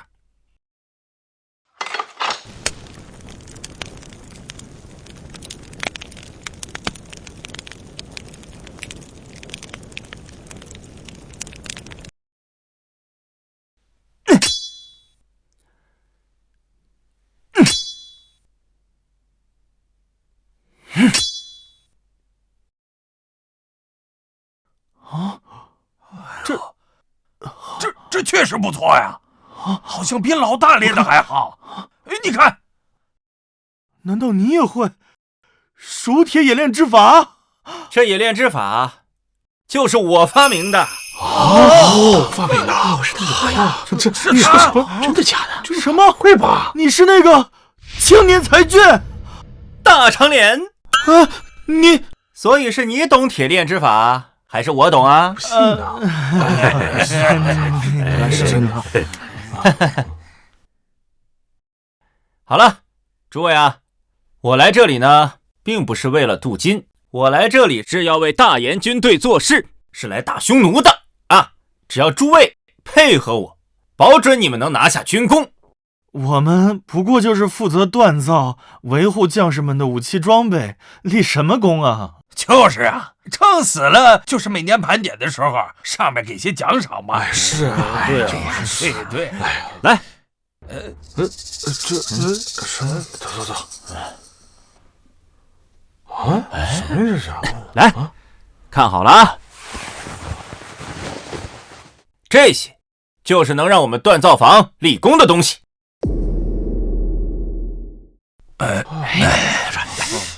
这应该是马鞍，不过剩下这2个东西，我从未见过。没见过，不知道。哎，你们只管照着这个打，打个几10副出来。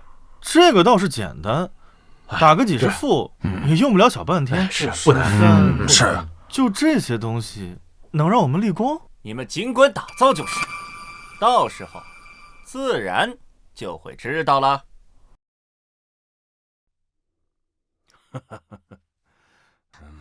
爹，你干嘛对秦彻那副态度啊？他的发明可是造福了天下百姓啊！哎呦，我的小祖宗啊！爹是让他先待在安全的地方，还答应了有机会给他点军功嘛。这要是别的什么世家少爷，爹鸟都不会鸟他。可他说了，他来这不是为了镀金的，是真的要为大燕解决匈奴之患的。解决匈奴之患，陛下都做不到，几十万大军都做不到，他是什么？他不一样。哎呀，好啦，静儿，爹承认他有才华，但这军中和外头他不一样。你信不信？那小子连后勤那几个小杂毛他都搞不定。他不会的。静儿，你该不会是看上他了吧？我没有。不行啊，不行啊，爹不同意。为何？凭他的发明创造，足以要留名青史啊！哎，爹知道，但他毕竟只是平民出身，咱们孟家世代武勋，爹希望静儿以后的夫君是能够在战场上英勇杀敌、军功赫赫的大英雄。报！将军，发现匈奴骑兵的消息了。有多少？在什么位置？回将军，大约100余骑，似乎是想从西边绕过防线。哼，又是群不死心的，想着看能不能钻空子。传令，让王丽派人去把他们解决掉。是。慢着，让王丽先过来。是。算这小子运气好，这一小股匈奴啊，随随便便就能解决掉。回头爹让他跟着一起出城，也算是小小立上一功了。不会有什么危险吧？哼，危险，最大的危险就是被军中的将士耻笑。将军，王丽，你派人去把那一小股匈奴解决掉。记着，给那小子派个几十号人，回头等打得差不多了，让他领着人在匈奴的屁股后面象征性的追一追，这军功就算他头上吧。行，反正像这种小功劳，其他将士也不屑。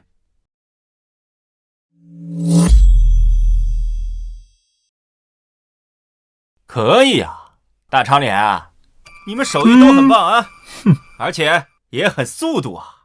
孟大将军只知吉言，手艺不好，在这儿可混不下去啊。就是啊，对。秦彻何在啊？啊，我是。就你啊！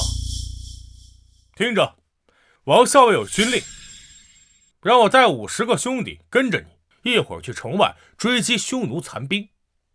你什么也不用做，就跟在我们后面跑就行了。哦，这是孟大将军给我送功劳来了。正好，骑兵3件套也打造好了。好，不过我先给这几十号兄弟啊整点新装备，就当见面礼了。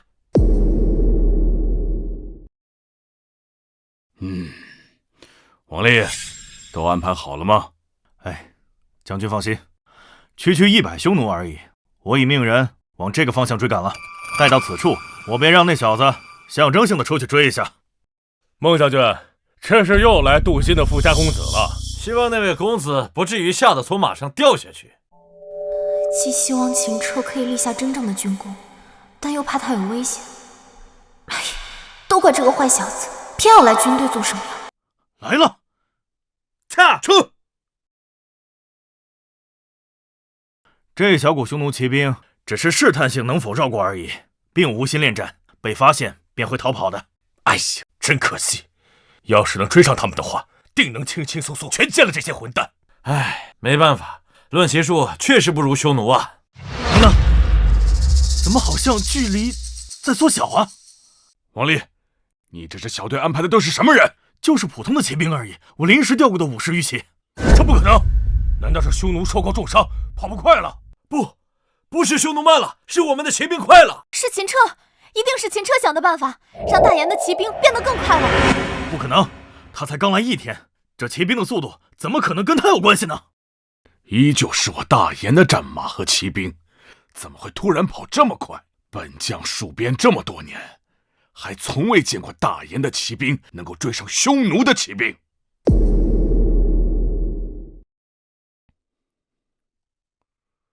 不好，快派兵去支援他们！匈奴一旦发现跑不掉，就会回头拼命。他们现在人数是劣势。是，打前援，让他们后撤。撤！匈奴果然回头拼命了，太鲁莽了！就算速度追得上，人数也是劣势啊！莫慌，他们现在的速度，匈奴追不上。只要指挥得当，便可反复拉扯匈奴，直到援军到达，便可将其全歼。可，他们好像没有后撤的意思呀？什么？他们疯了吗？50骑冲匈奴100骑，就算速度追得上，论马上作战也不如匈奴啊！何况人数还差了1倍。愚蠢！这他娘谁指挥的？孟将，没事吧？哎呀，来不及了！就算援军现在抵达，他们已经碰在一起了。等等，他们好像在放箭，他们在马上骑射。这不可能！骑在马上，光是腾出一只手就已经十分勉强，怎么还能双手搭弓放箭？王校尉，你是怎么训练出如此精锐的队伍啊？我也不知道啊，我只是临时随便调拨了50余骑而已。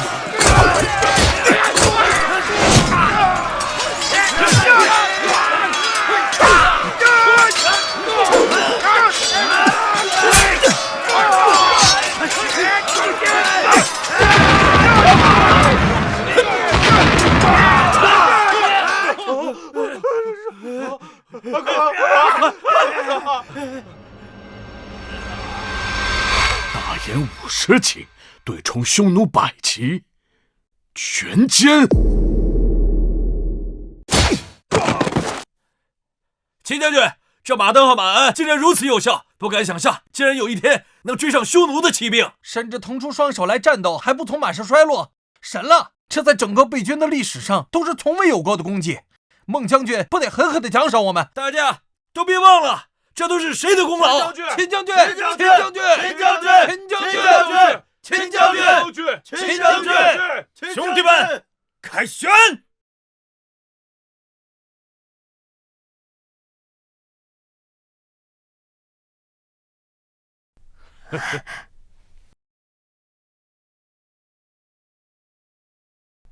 秦彻，报告将军，校尉，此番出城50骑，全歼匈奴100余骑，无人受伤。这是什么情况？我不知道。 50余骑零伤亡，全歼100骑，难以想象啊！很好，尔等当记大功，是谁指挥的？快说说是如何做到的？报告将军，我等能做到这些的，全是因为秦彻。什么？不是交代过了吗？像这种小功劳，让让也就罢了，这等前所未有的大功劳，就不能让了呀！不，校尉，我等并未让功，此一功劳不在我等，在秦彻。功在秦彻，秦彻，功在秦彻，秦彻，功在秦彻，秦彻，功在秦彻。谢孟将军给机会。幸不辱使命。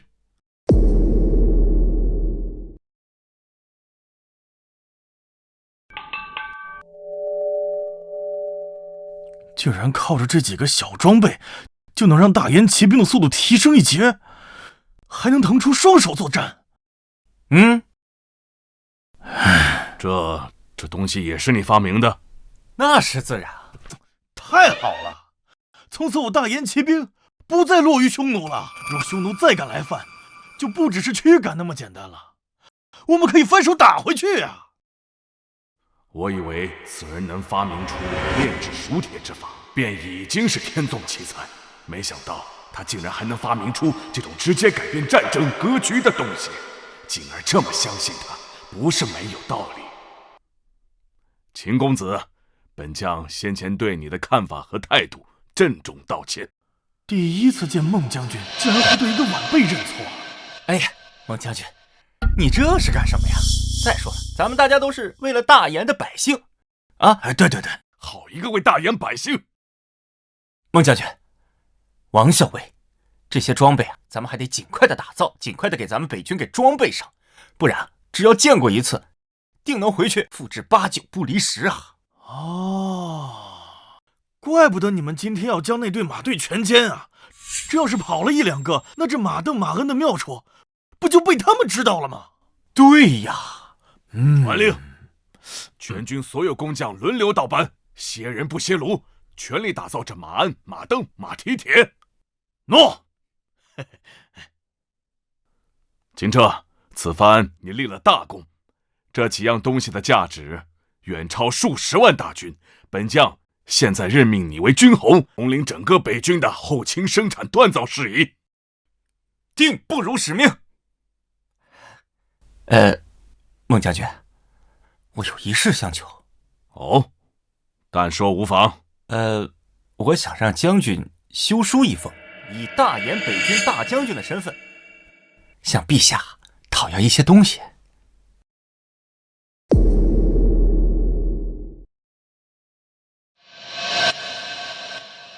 算算路上时间，车儿到北境应该已经月余了吧？回陛下，差不多1个半月了。也不知车儿在北境怎样。公子彻天资聪颖，在那军中定会表现不凡呐！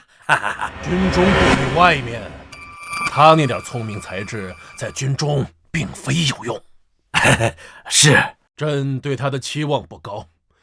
他能在1年时间内安安稳稳地做好一个武长，就算不错了。后续再寻找机会，慢慢积累军功，一点点升职。做个3、5年之后，若是能当个军侯，便值得夸奖。陛下，公子彻年纪尚轻，以他的才能，3年做到军侯，一定没问题的。陛下，陛下！景儿从北方回来，带回穆将军的军函，里面提到了公子彻的情况。这才多久啊？彻儿有什么情况值得一提啊？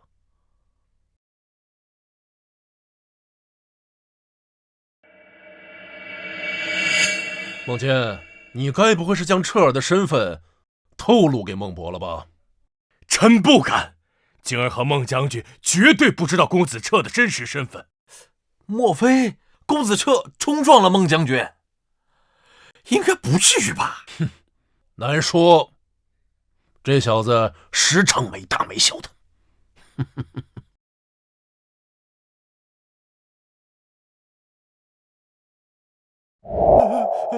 陛下您冷静，公子彻毕竟年轻，而且从未入过行伍，犯些错误也是情有可原啊。彻儿刚到北京，第1天便立功升为军侯。哎呀，陛下，来日方长，公子他一定会……什么？军侯1天？这怎么可能啊？王坚，你好大的胆子！竟然敢伪造军函，还编造的如此离谱！陛下明察，臣万万不敢。这的确是北军的军函啊！你当这是傻子吗？1天时间，他竟然从武长做到了军侯，难道他砍了匈奴王不成？陛下，这确实是真的军函啊！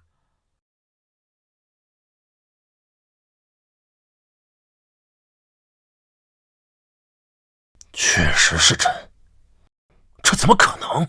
莫非是孟将军搞错了？不，里面说彻儿发明了马镫、马蹄铁的东西。马镫，还改良了马鞍，令大延的骑兵从此以后不弱于匈奴，还以50骑对抗匈奴100骑。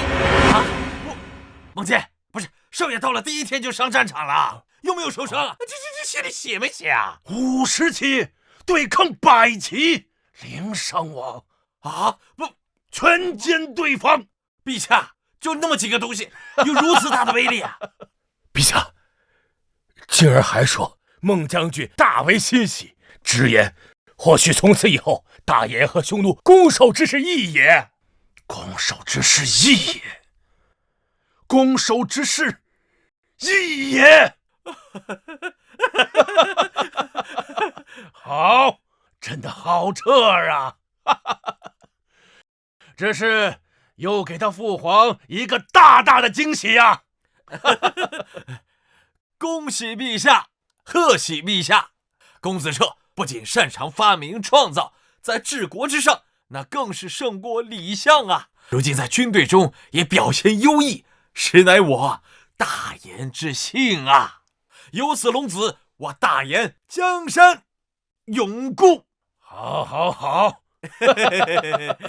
朕原本以为彻儿到北军需要经历个3年5载才能有所成就，如今看来，这时间比朕想象的还要快呀！好，这孟博在军函中说，要在全国范围内收集硝石、硫酸和木炭，供给北军。还说这是彻儿啊，这是要做什么？那硝石、硫磺都是炼丹炼药的材料，难道说公子彻要在军中炼制丹药，来医治受伤的将士？他竟然还会炼制丹药？这怕了。既然是彻儿的要求，便依他。蔡超，臣在。你同李廷成一起去办这件事儿，越快越好。是，臣领命。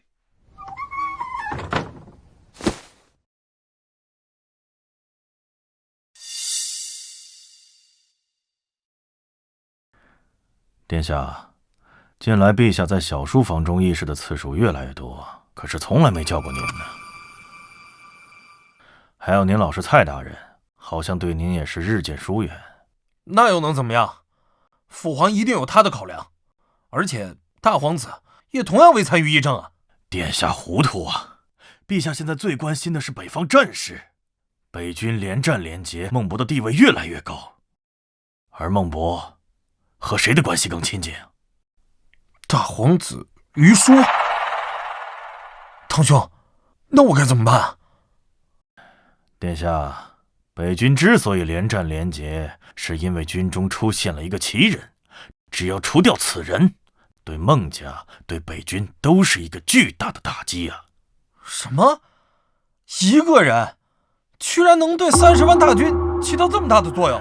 没错，他的发明令大研的骑兵甚至超过了匈奴的铁骑，还有熟铁演练法也是他发明的。殿下明鉴，此人乃是发明屈原礼与熟铁演练之法的人。我看谁敢动秦公子！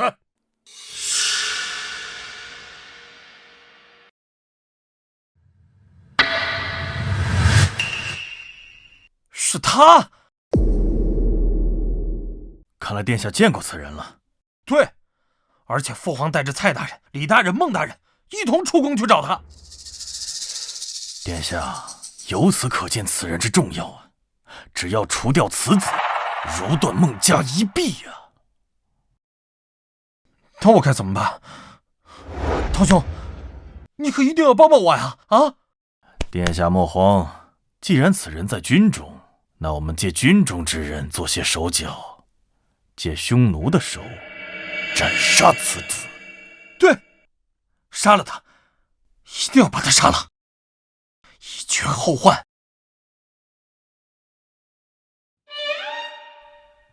哎呀，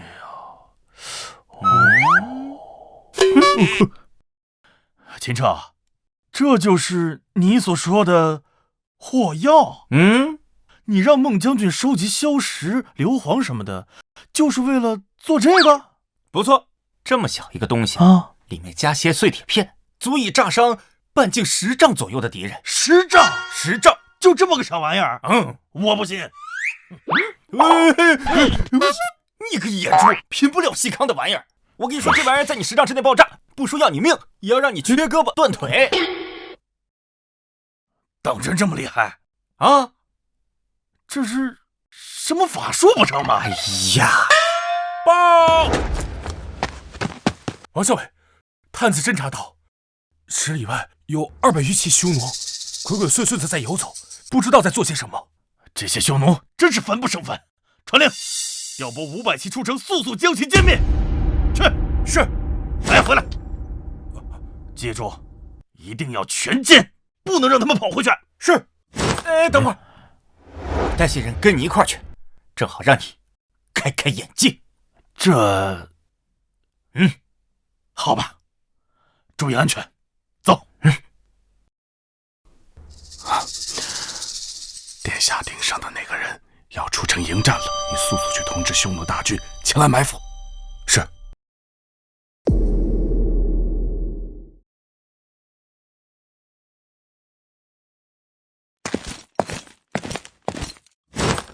将军，又有小股匈奴骑兵前来骚扰。大约200余骑，大概是上次那100余骑被全歼之后，想来打探虚实。现在马登等物还未装备全军，你尽量不要让他们逃回去了。属下已经叮嘱过了。另外，秦军侯带了几十骑也出城追击去了，说是要展示一下他新发明的火药。火药是何物啊？属下也不知，只知道是普通陶罐大小。秦军侯却说能杀伤半径10丈的敌人。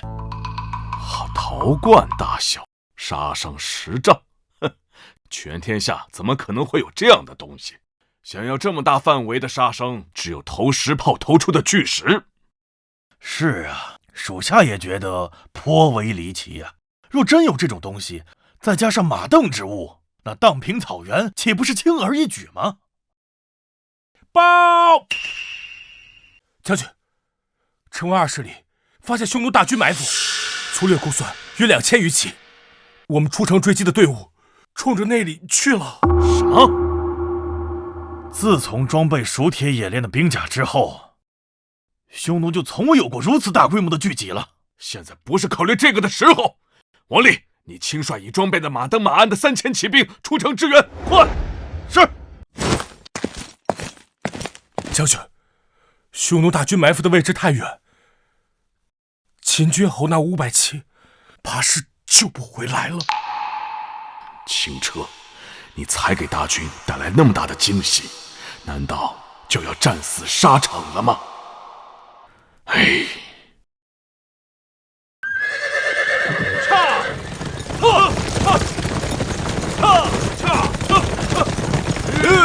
距离匈奴大军还有多远？大约还有5、6里地。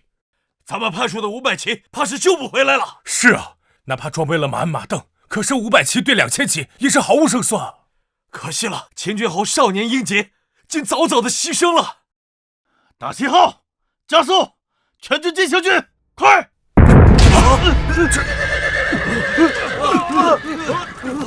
这是什么动静？怎么回事？雷鸣！是。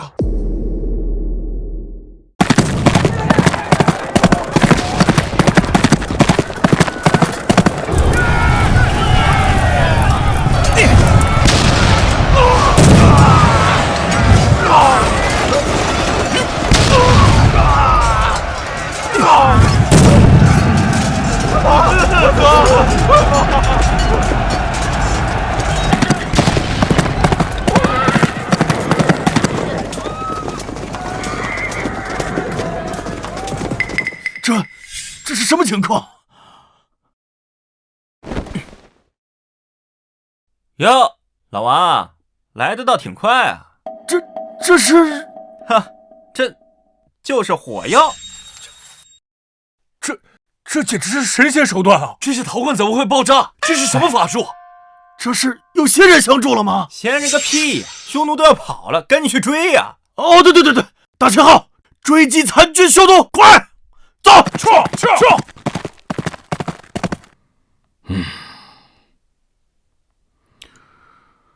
哎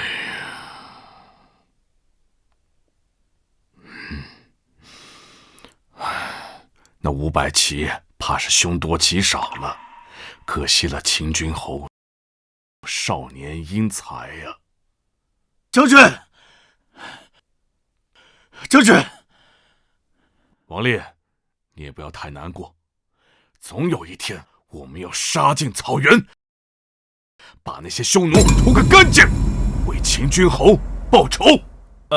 不是，将军，秦君侯还没死呀。当真？秦君侯竟然活了下来！不仅活下来了，500人把2000人打的是人仰马翻呐！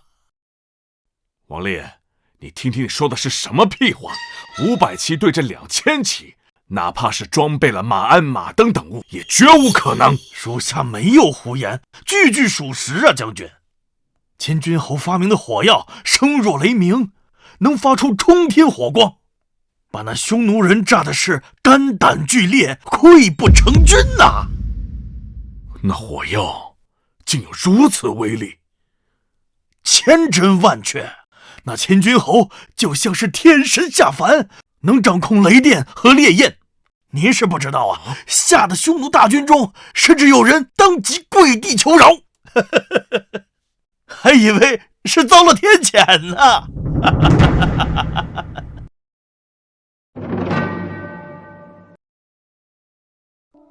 这就是火药，这么小的东西，真有那么大的威力？咋的？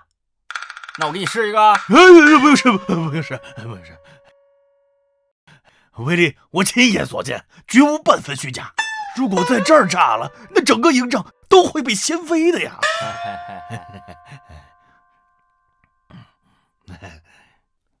秦君侯，今日你又立了个大功啊！经此一役，你的名号怕是要传遍整个北军吧？哎，都是同胞，说那个对吧？原以为只是个来镀金的子弟，没想到竟然给北军带来了这么大的惊喜。500骑对2000骑，难以想象呢！这火药的发明意义太过于重大，本将不敢随意定夺你的功劳，必须上呈陛下才好决定。你得多等待一些时日了。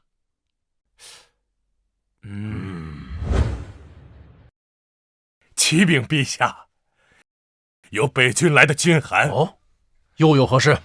嘿嘿嘿，陛下，该不会是公子车又立了什么新功吧？真当那军功是大白菜呀！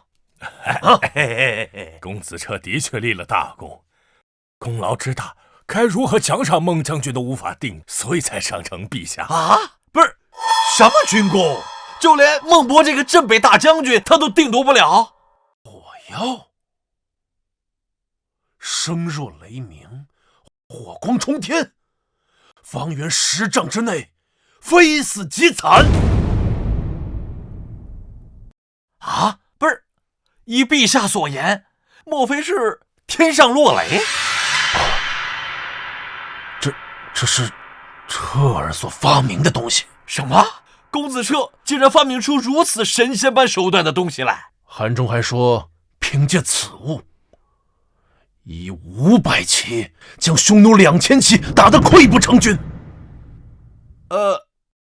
这太过匪夷所思了，让人如何相信啊？哎，陛下，该不会是匈奴遭到了落雷天谴，被误认为是公子彻所发明之物的威力了吧？确有可能。陛下，孟将军此次随军函还送来了一支火药，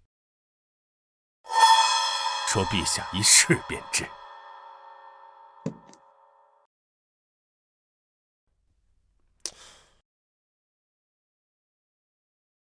幸好大哥想得周到，不然光凭军函上的描述，这谁敢相信？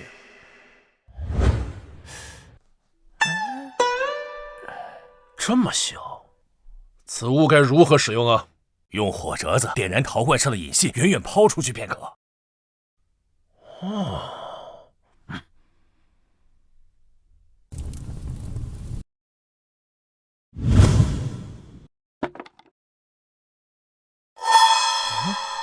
父皇，他在此做甚？摘这些稻草人做什么？不管了，许久没和父皇私下里说说话了，赶紧先去打个招呼。父皇，父皇今日好兴致啊！云老师和孟大人在宫中一起散心，怎么不叫孩儿一起呀？孩儿好帮您捶捶腿、揉揉肩呢。父皇，殿下不要过来，不要过来！啊！哎呀！哎呀！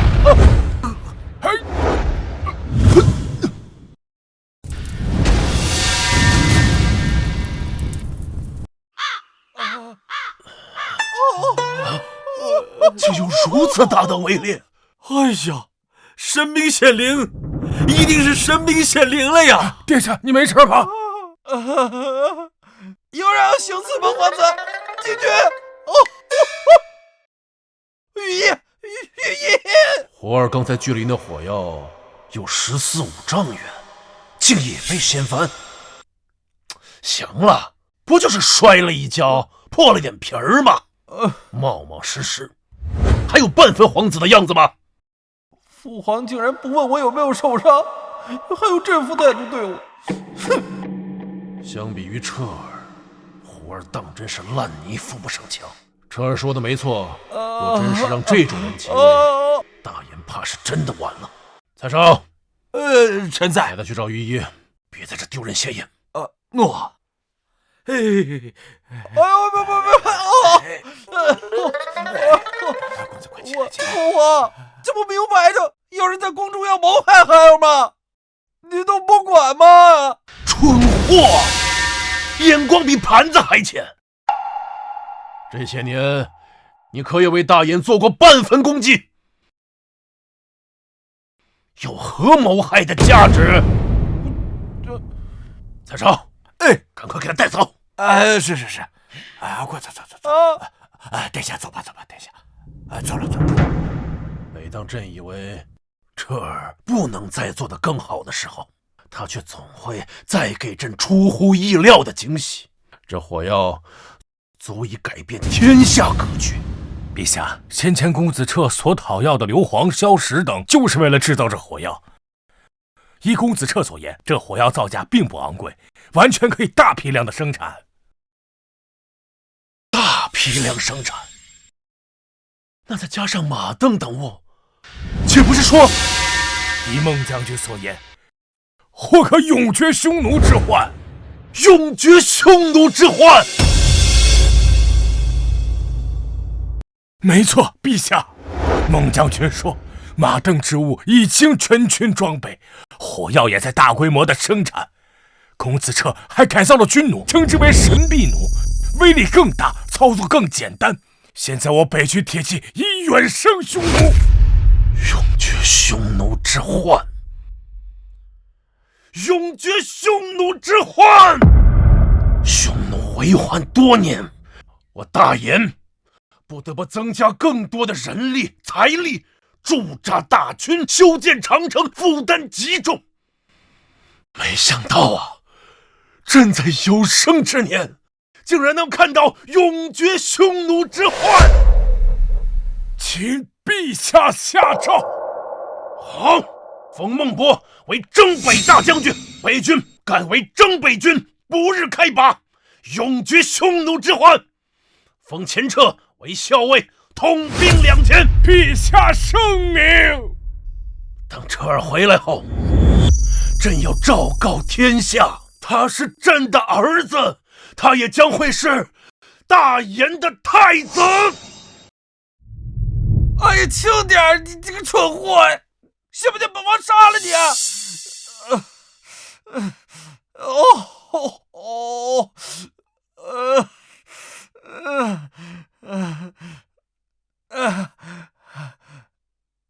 殿下，计划失败了。那个人不仅没死，反而又立了一个大功，发明了一种叫火药的爆炸物，威力巨大。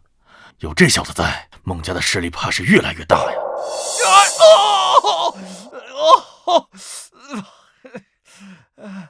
原来是那个小子，就是他，害得本皇子这么狼狈。殿下，在军中下手怕是没有机会了，只能等那小子何时要回京城，我们再伺机而动了。只要能除掉他，就如同断孟家一臂。无论用任何方法，我要让他死，让他死！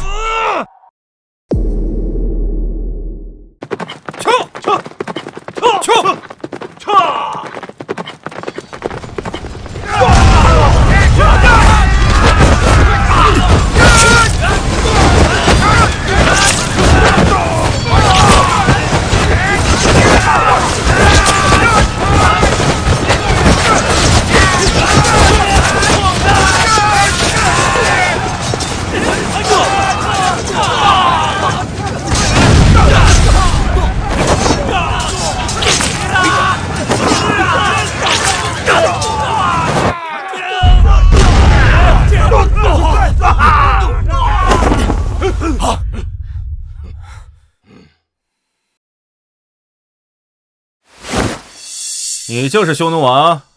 不可能，不可能！你们大燕的士兵怎么能杀入我草原王庭？大燕的骑兵怎么可能比得我草原儿郎？白痴，时代变了。我不信，短短不到1年的时间，哪有什么时代？哪来的什么时代？我不信！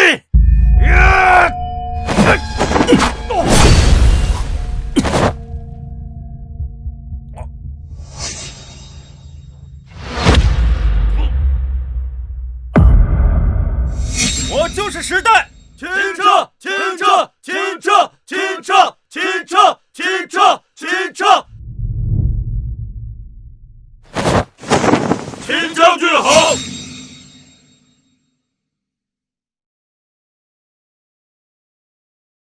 我王立好歹也是出身武勋世家，在北军待了近10年，更是你之前军中最年轻的校尉。可如今跟你站在一起，我就像个透明人似的。老王啊，你也不要妄自菲薄。再说，没有你这绿叶，怎么衬得出我这红花呢？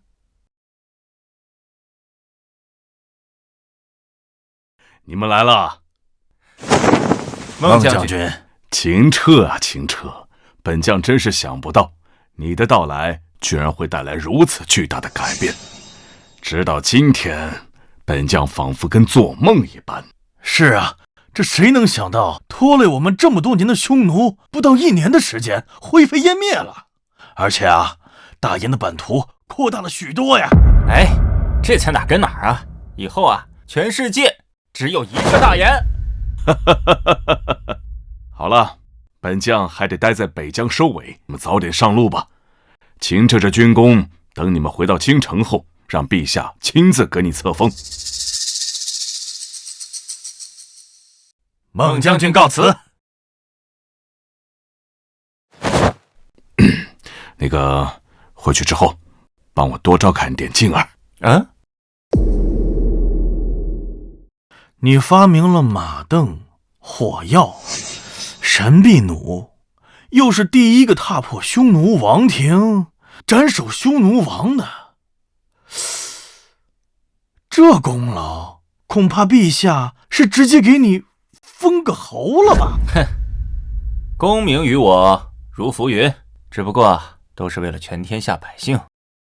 等扶持老爹上皇位，我就是太子了，还要啥爵位？你要是封了侯，那就是大燕历史上最年轻的侯爵了。这一脚踏进了世家权贵啊！唉，匈奴啊，是大燕的外患，世家权贵才是大燕的内忧。世家权贵怎么了？嗨，你不懂。等回去之后啊，我就要处理朝堂上世家权贵的问题，有的忙喽。啊？为什么要让你处理啊？哎，还不都是为了我那不争气的老爹啊？我不解决，难道之后等着他解决吗？你爹？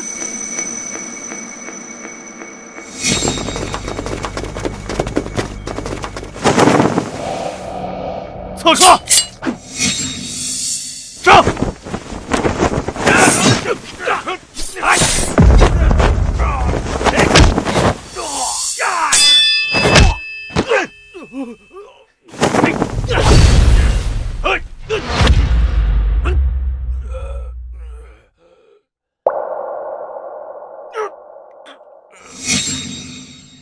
竟如此果决，哪里来的死士？为何冲着我们来？他不是冲我们来的，而是冲着孟将军来的。哦，也是，你是孟将军手下，此番又立大功，将来必定是加官进爵啊！杀了你，对孟将军也是一种巨大打击啊！嗨，这就是我刚才说的，世家权贵是大言的内忧。他们把所有的精力全都用来扩大自己手中的权贵，根本不会想着为天下的百姓去做事。好大的胆子！竟然有人敢在路上行刺凯旋归来的大燕将领！啊，陛下，那公子彻没事吧？没事，刺客见行刺不成，当场自尽，一个活口都没留下。啊，如此决绝，这是哪家养的死士吧？彻儿的身份还未暴露，这次刺杀应当是冲着孟家去的。平定匈奴，孟伯立大功，定是有人担心破了朝堂上的平衡，故行此手段。一些尸位素餐的败类，只会不择手段打压政敌，根本没人管这天下怎样。陛下，要不派禁军前去接应公子彻他们？不必。彻儿和王丽兵分两路，为府抄小路，分别回了京城。传孟坚前来。启伯，小蝶，少爷我回来啦！少爷，少爷，少爷，你可终于回来了。哎，怎么这么想少爷啊？要不少爷今天晚上赏你，给我暖被窝？少爷一回来就使坏。少爷啊，你可回来了！哎，你今天晚上怎么自己回来了？听说你在北方立了大功，我还以为你会光荣凯旋呢。哎呀，别提这个了。哎，对了，我之前让人送回来的信件，收到了没有？啊，您稍等啊。哎，少爷，你看，这就是按照你信里说的那些材料，和那个法子，经过几次尝试，终于做成了又好又便宜的纸。少爷，你这是又要做卖纸的生意了吗？生意啊，不，这是颠覆世家权贵的武器。又失败了，那小子怎么还没死？照这样下去，还有谁能镇压住孟家跟那小子啊？事已至此，只能在朝堂上想办法了。朝堂？没错，朝堂上至少有半数以上的世家权贵是站在我们这边。只要在朝堂上施加点压力，定能让那小子跟孟家不好过。可是，父皇似乎很支持孟家呀。陛下呢，是不可能靠一个人治理整个大燕的，他终究要依靠这些世家权贵。只要朝堂在，世家权贵就不会倒；只要世家权贵还在，那整个大燕终究还是殿下您的呀。哼！这一群混蛋越发嚣张，竟敢在朝堂上顶撞朕！陛下，那秦彻出身贫贱，且尚不及20岁，万不可封侯拜将。大燕从未有如此先例。陛下，孟大将军贸然出兵，这般冒取实不可取。稍有闪失，便是将大燕置于万劫不复之地。臣以为应当撤了他的大将军职。臣附议。身为将军，为国征战本就是分内之事。臣以为，无论是孟将军还是那秦彻，都还不到论功行赏的时候。这些人担心灭匈之功令孟家势大，自然会极力打压。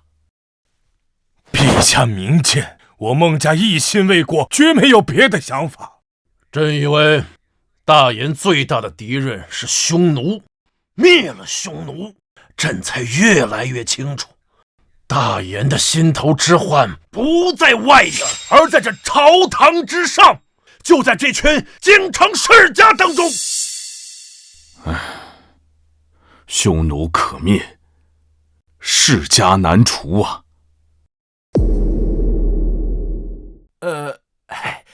陛下，那昭告公子彻身份之事，请陛下三思。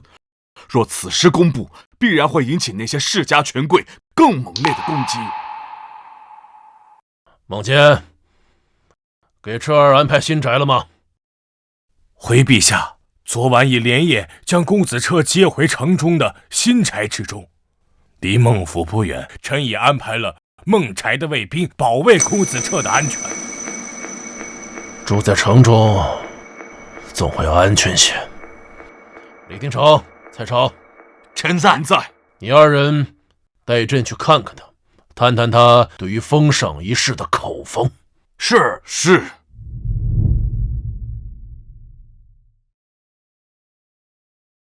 哎呦，轻点啊，千万别磕坏了。哎，花盆也要小心点啊，别打碎了啊。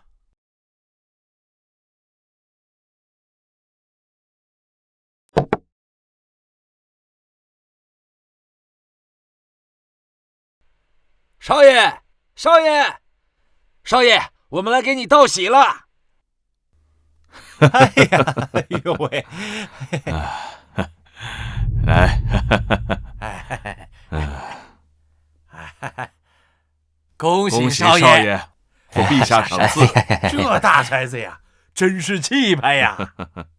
哎呀，这陛下呀，比我亲爹对我都好啊！你看我回来这么久了，我连我亲爹的影儿都没有见到啊！哎呀，这毕竟北方有这么大的事情，秦老爷他得到处打点打点吧。是啊，这回在北方立下如此大功，想必不久便会封侯拜相啊！到时可别忘了多多提携我们呢。这哪有这么容易的呀？啊，顶多呀赏一些钱财，哎，升个小职就不错了。哎，你看朝廷上面这么多的世家权贵，又怎可看到一个孟家世大？又怎可看到我一个草民变成一个贵族呢？公子不愧是公子，看得如此通透。哎呀，公子切莫因此与陛下产生芥蒂，这朝堂之上，实在是阻力太大。是啊，公子，世家权贵自古有之，这也没办法啊！谁说没有的？有的。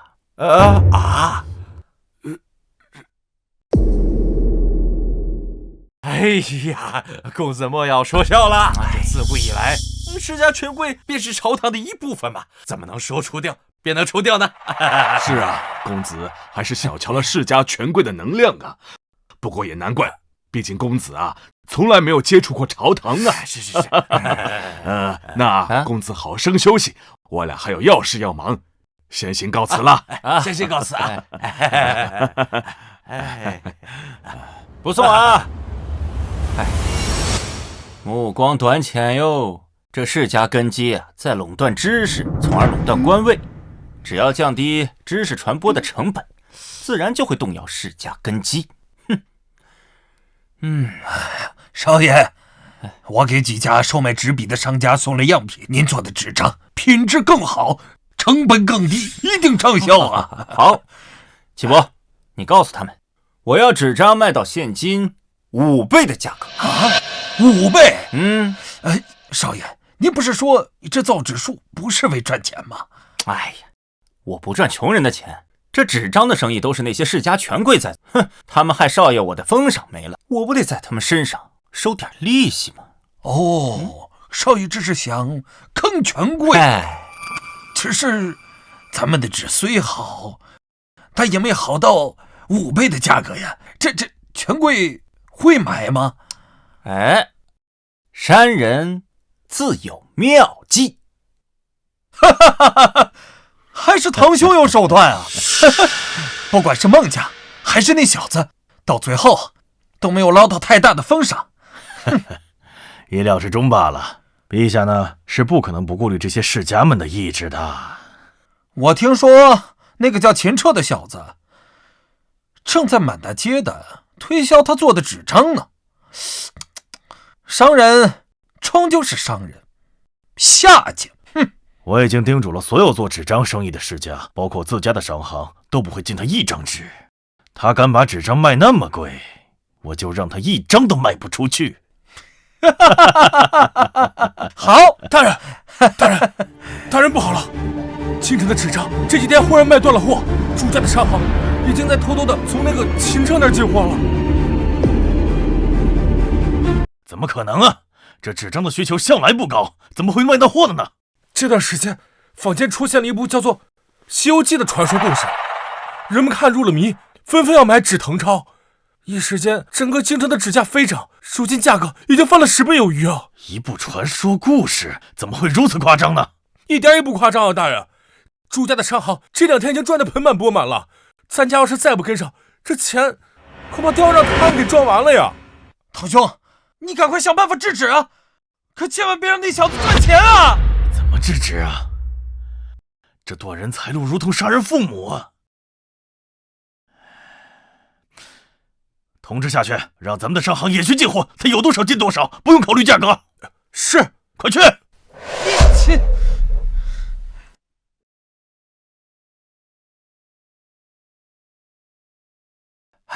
少爷，你算的没错，就连皇室宗亲背景的商行都来找咱们购买纸张了。意料之中罢了。哎，怎么样？咱们的货卖了多少啊？哎呀，几乎都卖空了。我涨了2成价，也都卖空了，一个个都跟疯了似的，就怕抢不到的。哎，少爷，你先跟我说说，那孙猴子被如来抓住之后，到底怎么样了？人家晚上都睡不着了。想知道啊？可想了，现在整个京城的人都在讨论呢，所有人都想知道。好，那就打明儿起，让全天下的人都知道《西游记》断更了。断更？为何呀？这一断更，那纸就不好卖了呀。齐伯，赚钱脑子都转昏了吧？啊，还记得一开始本少要跟你说的什么吗？哦，对，让百姓用上更便宜的纸。原来如此。这《西游记》一断更，这纸就不好卖了。那些世家的商行不可能任由那么多纸烂在库房里，他必然要降价甩卖。没错啊，少爷，你真的不写了吗？我好想知道后面到底怎么样了。晚上来我被窝，我偷偷告诉你啊。少爷讨厌。看来我来的不是时候啊。不，孟小姐，你来的正是时候。正经。这么晚叫人把我喊过来做甚啊？从明天开始，囤在你家商行的纸张开始低价倾销。你确定？确定，最低价。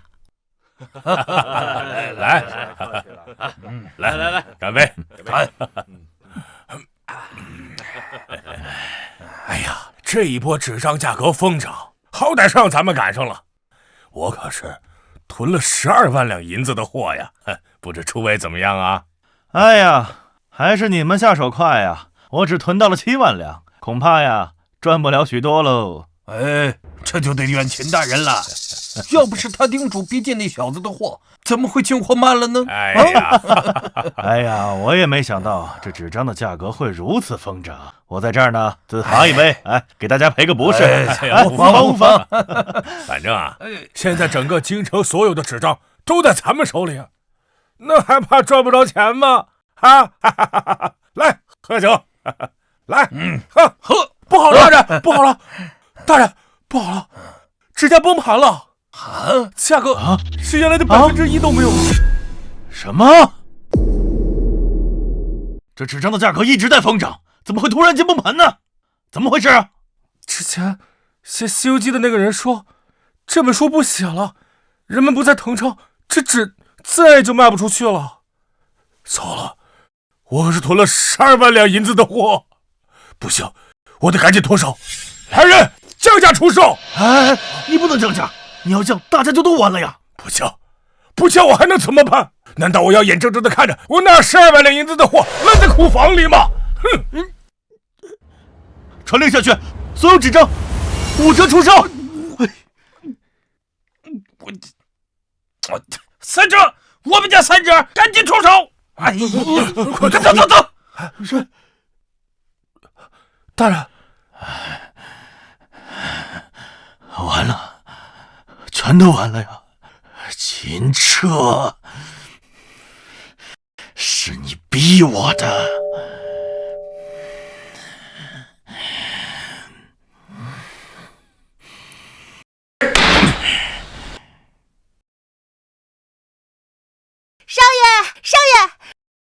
少爷，纸价果然崩盘了，现在已经低到比我们成本还低了。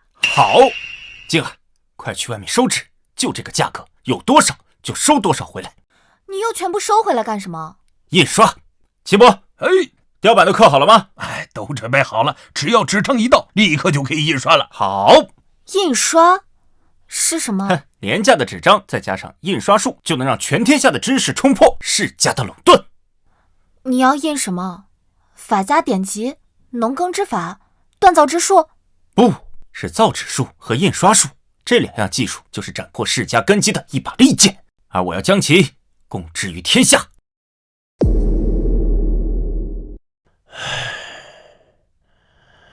北方的事情终于算是基本理顺了。陛下如此勤勉，实乃我大人之幸啊。车儿已经回来好多天了，都没有时间去看他。想必他对封赏之事一定颇有怨言吧？陛下多虑了。公子彻如此聪慧，自然看得出那些都是世家权贵们阻挠，绝非陛下本意呀。世家之急早已累积千年，岂是一朝一夕可以动摇的？罢了，随朕出宫去看看他吧。陛下，这是要告知公子彻真实身份了？是时候该告诉他了，也好让彻儿心里先有个底。不过昭告天下之事，还需等上一等。朝堂之上，还要与世家周旋一番呢。陛下，陛下，孟大人，何事如此欣喜啊？陛下最近忙于政务，定不知道京城发生了天大的事啊！再大的事儿，还能比北方的事儿大吗？就是。从某种角度讲，当真不逊于平定匈奴。陛下您看，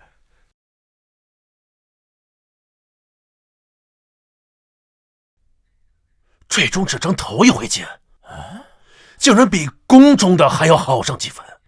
陛下，你再看看里面。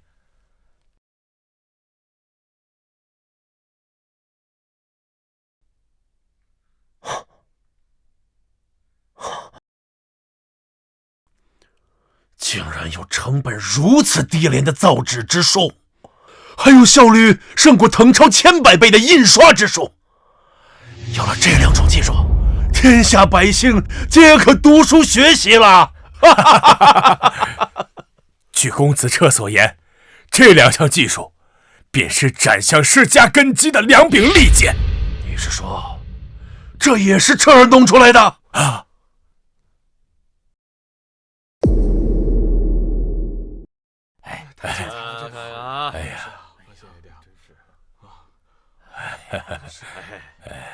慢走啊，客官。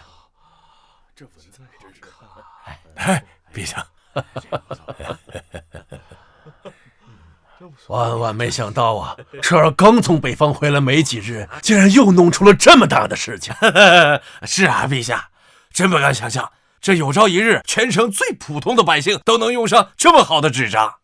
是啊，陛下，照这样下去，我大言势必将涌现出无数才学渊博之辈，朝堂之上再无需只依靠世家权贵了。这般了不起的技术，彻儿竟能毫无保留地公之于众。要不了多久，大爷人人能识字，人人有才学，还何惧世家权贵呀？走，去找彻儿。老爷，老爷您可来了。彻儿呢？朕有事要跟他说。老爷，少爷一大早就往城郊的庄子去了。请。秦兄，这就是你之前住的地方吗？怎么像是个公房似的？差不多吧。这里啊，就是我发家的地方。哎，对啊，拜托你件事儿。你说。你调些兵马过来，然后把从北疆跟我们一起回来的那帮兄弟都叫上。你调兵马做什么？我怕呀，有人狗急跳墙。但私调兵马可是重罪啊！你就说帮不帮我这个忙吧。忙。既然你都开口了，这北军谁敢不给你这个面子？就连陛下都欠你人情啊！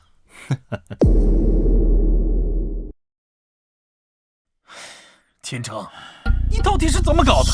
本皇子早跟你说不要去买那小子的纸，现在被人家白白算计。许多世家告状都告到我这儿了，不知多少钱被丢进了水里呀！殿下，现在还是计较那些钱财的时候吗？世家的根基都快被那小子给挖没了。什么？这么严重啊？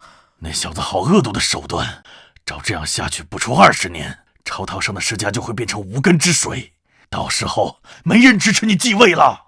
那我该怎么办？哼，我们已经没有退路了，只能殊死一搏。调集禁军，踏平前车子郊外的庄子，在京城内搜集所有的书册。可是，只有父皇才能调集禁军。你不是皇子吗？你不是想当太子吗？那你就是未来的大燕皇帝啊！怎么调不了禁军啊？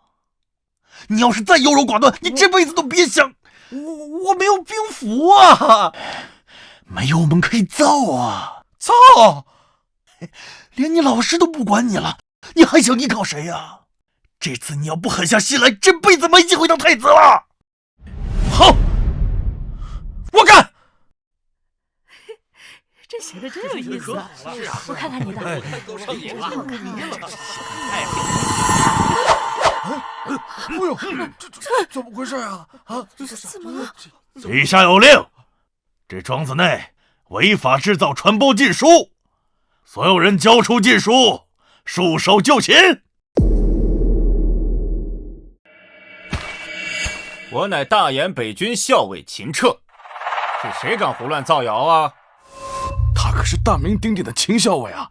我听北方回来的兄弟说了，秦校尉的功劳足以封个大将军，可不知为何迟迟没有封赏。为何我们要对着秦校尉？秦彻，你身为大燕的将领，却做出违法乱纪之事，你要造反吗？哼，空口白牙，凭什么说我造反？就凭本皇子说的。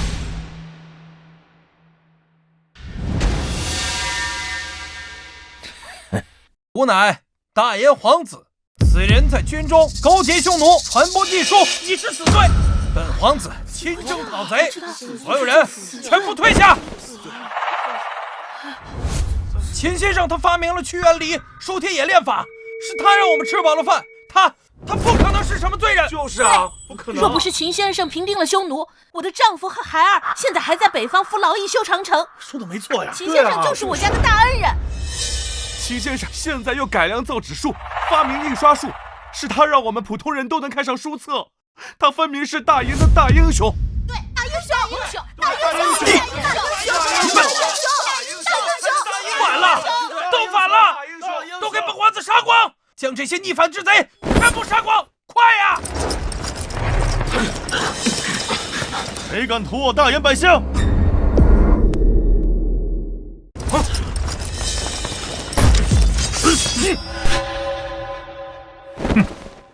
皇帝，他胆！看看本皇子是谁？抱歉，太远了，本校尉看不清楚。本校尉只看到为大燕立下汗马功劳的北军校尉秦彻被不明军马所困。王立，大燕的禁军你敢不认？胡二殿下你敢不认吗？哼！问问我身后的将士们，他们是认你们，还是认秦校尉？秦彻，秦彻，秦彻！是北军的兄弟，这到底怎么回事啊？是啊，我们禁军怎么和北军对峙起来了？这是不是弄错了？胡二殿下，本校尉若是没记错的话，就算是皇子，也无权调动禁军吧？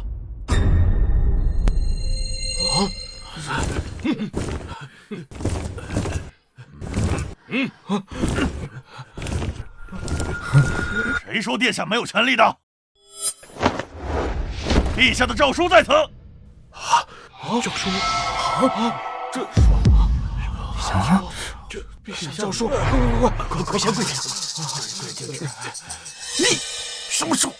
闭嘴！事情没有退路了，只能把事做绝。陛下诏书怎么可能？王丽，诏书在这儿，陛下命我等前来捉拿此子。你们要抗旨吗？有陛下诏书在此，我等自当听令。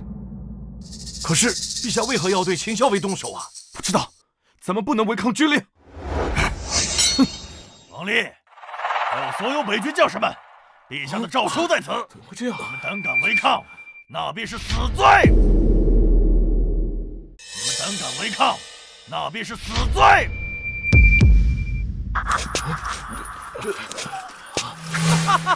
好，快把这小子给我杀了，踏平这个庄子！好，你胡二跟诏书过不去了是吗？啊，不是假诏就是伪造，随便举一块破布就是诏书了吗？大胆！这就是父皇的诏书，你凭什么说是假的？秦彻，胡二殿下贵为大燕的皇子，他的诏书是假的，难不成你有真的吗？别跟他废话了，快去把他杀了，把那些书册全部烧了，免得夜长梦多。所有禁军听令，陛下的诏书在此，没有半点虚假，速速拿下此子！胆敢违抗者，格杀勿论。是吗？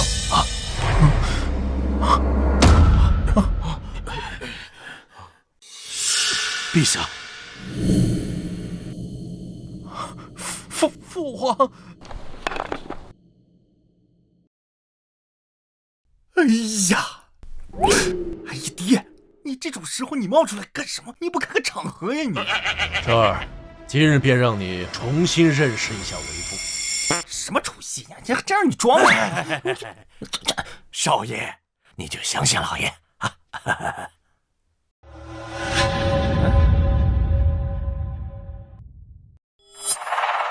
朕立于此，何人敢上前？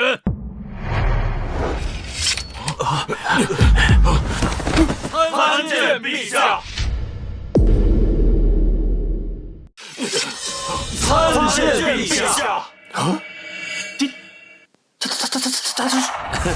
没错，咱们的老爷便是当今的皇帝，这普天之下的第一人。而公子你，不，殿下你便是大燕的皇子啊！那我一直在劝始皇帝做自己的反。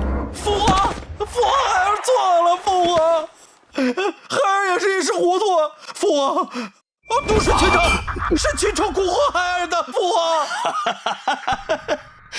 终究还是我输了呀！我的好伯父，我在下面等着你呀！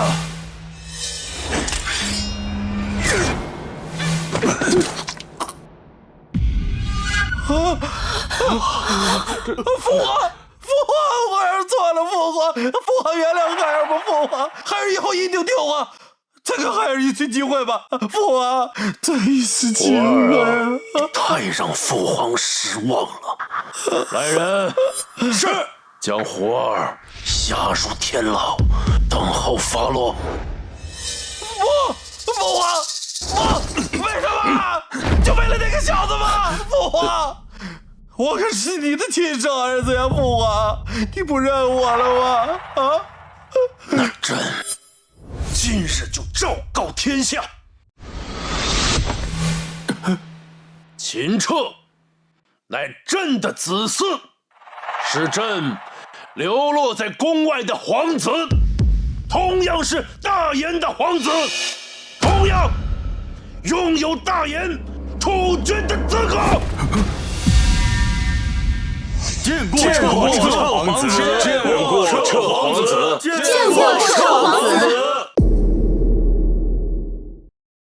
奉天承运，皇帝诏曰：今有皇子彻，秉德明睿，文武兼资，功昭于天，德备于下，治屈原之礼，以救耕之器，省力备耕，利百姓农耕，革炼铁之法，以青铜之盾，坚甲利刃，强大言兵马，率北军之兵，靖边疆之患，扫学黎庭，安天下山河，创新直之方，以竹简之众，价廉物易，惠天下学子，创印刷之术，以手抄之繁，千卷同文，开万民治时，立嗣以贤，国之大本。黄子彻上承天意，下顺民心，德才兼备，堪成大统。今告天地宗庙，立黄子彻为大言太子，总领东宫诸事，辅理朝政，布告天下，贤使之文。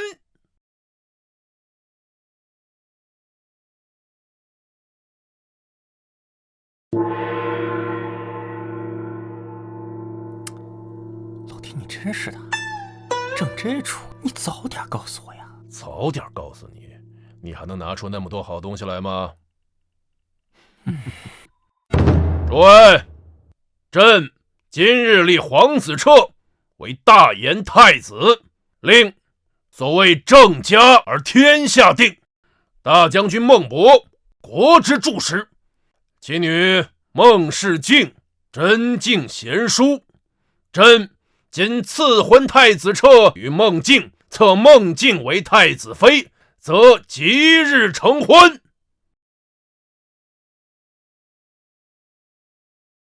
谢陛下。你看看，我就说，咱是一家人吧。真几个坏东西！恭贺陛下！恭贺太子！恭贺太子妃！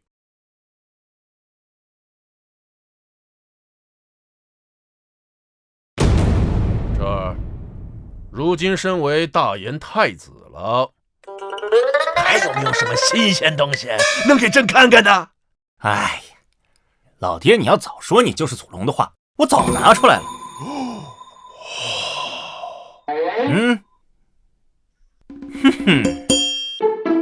这是何物？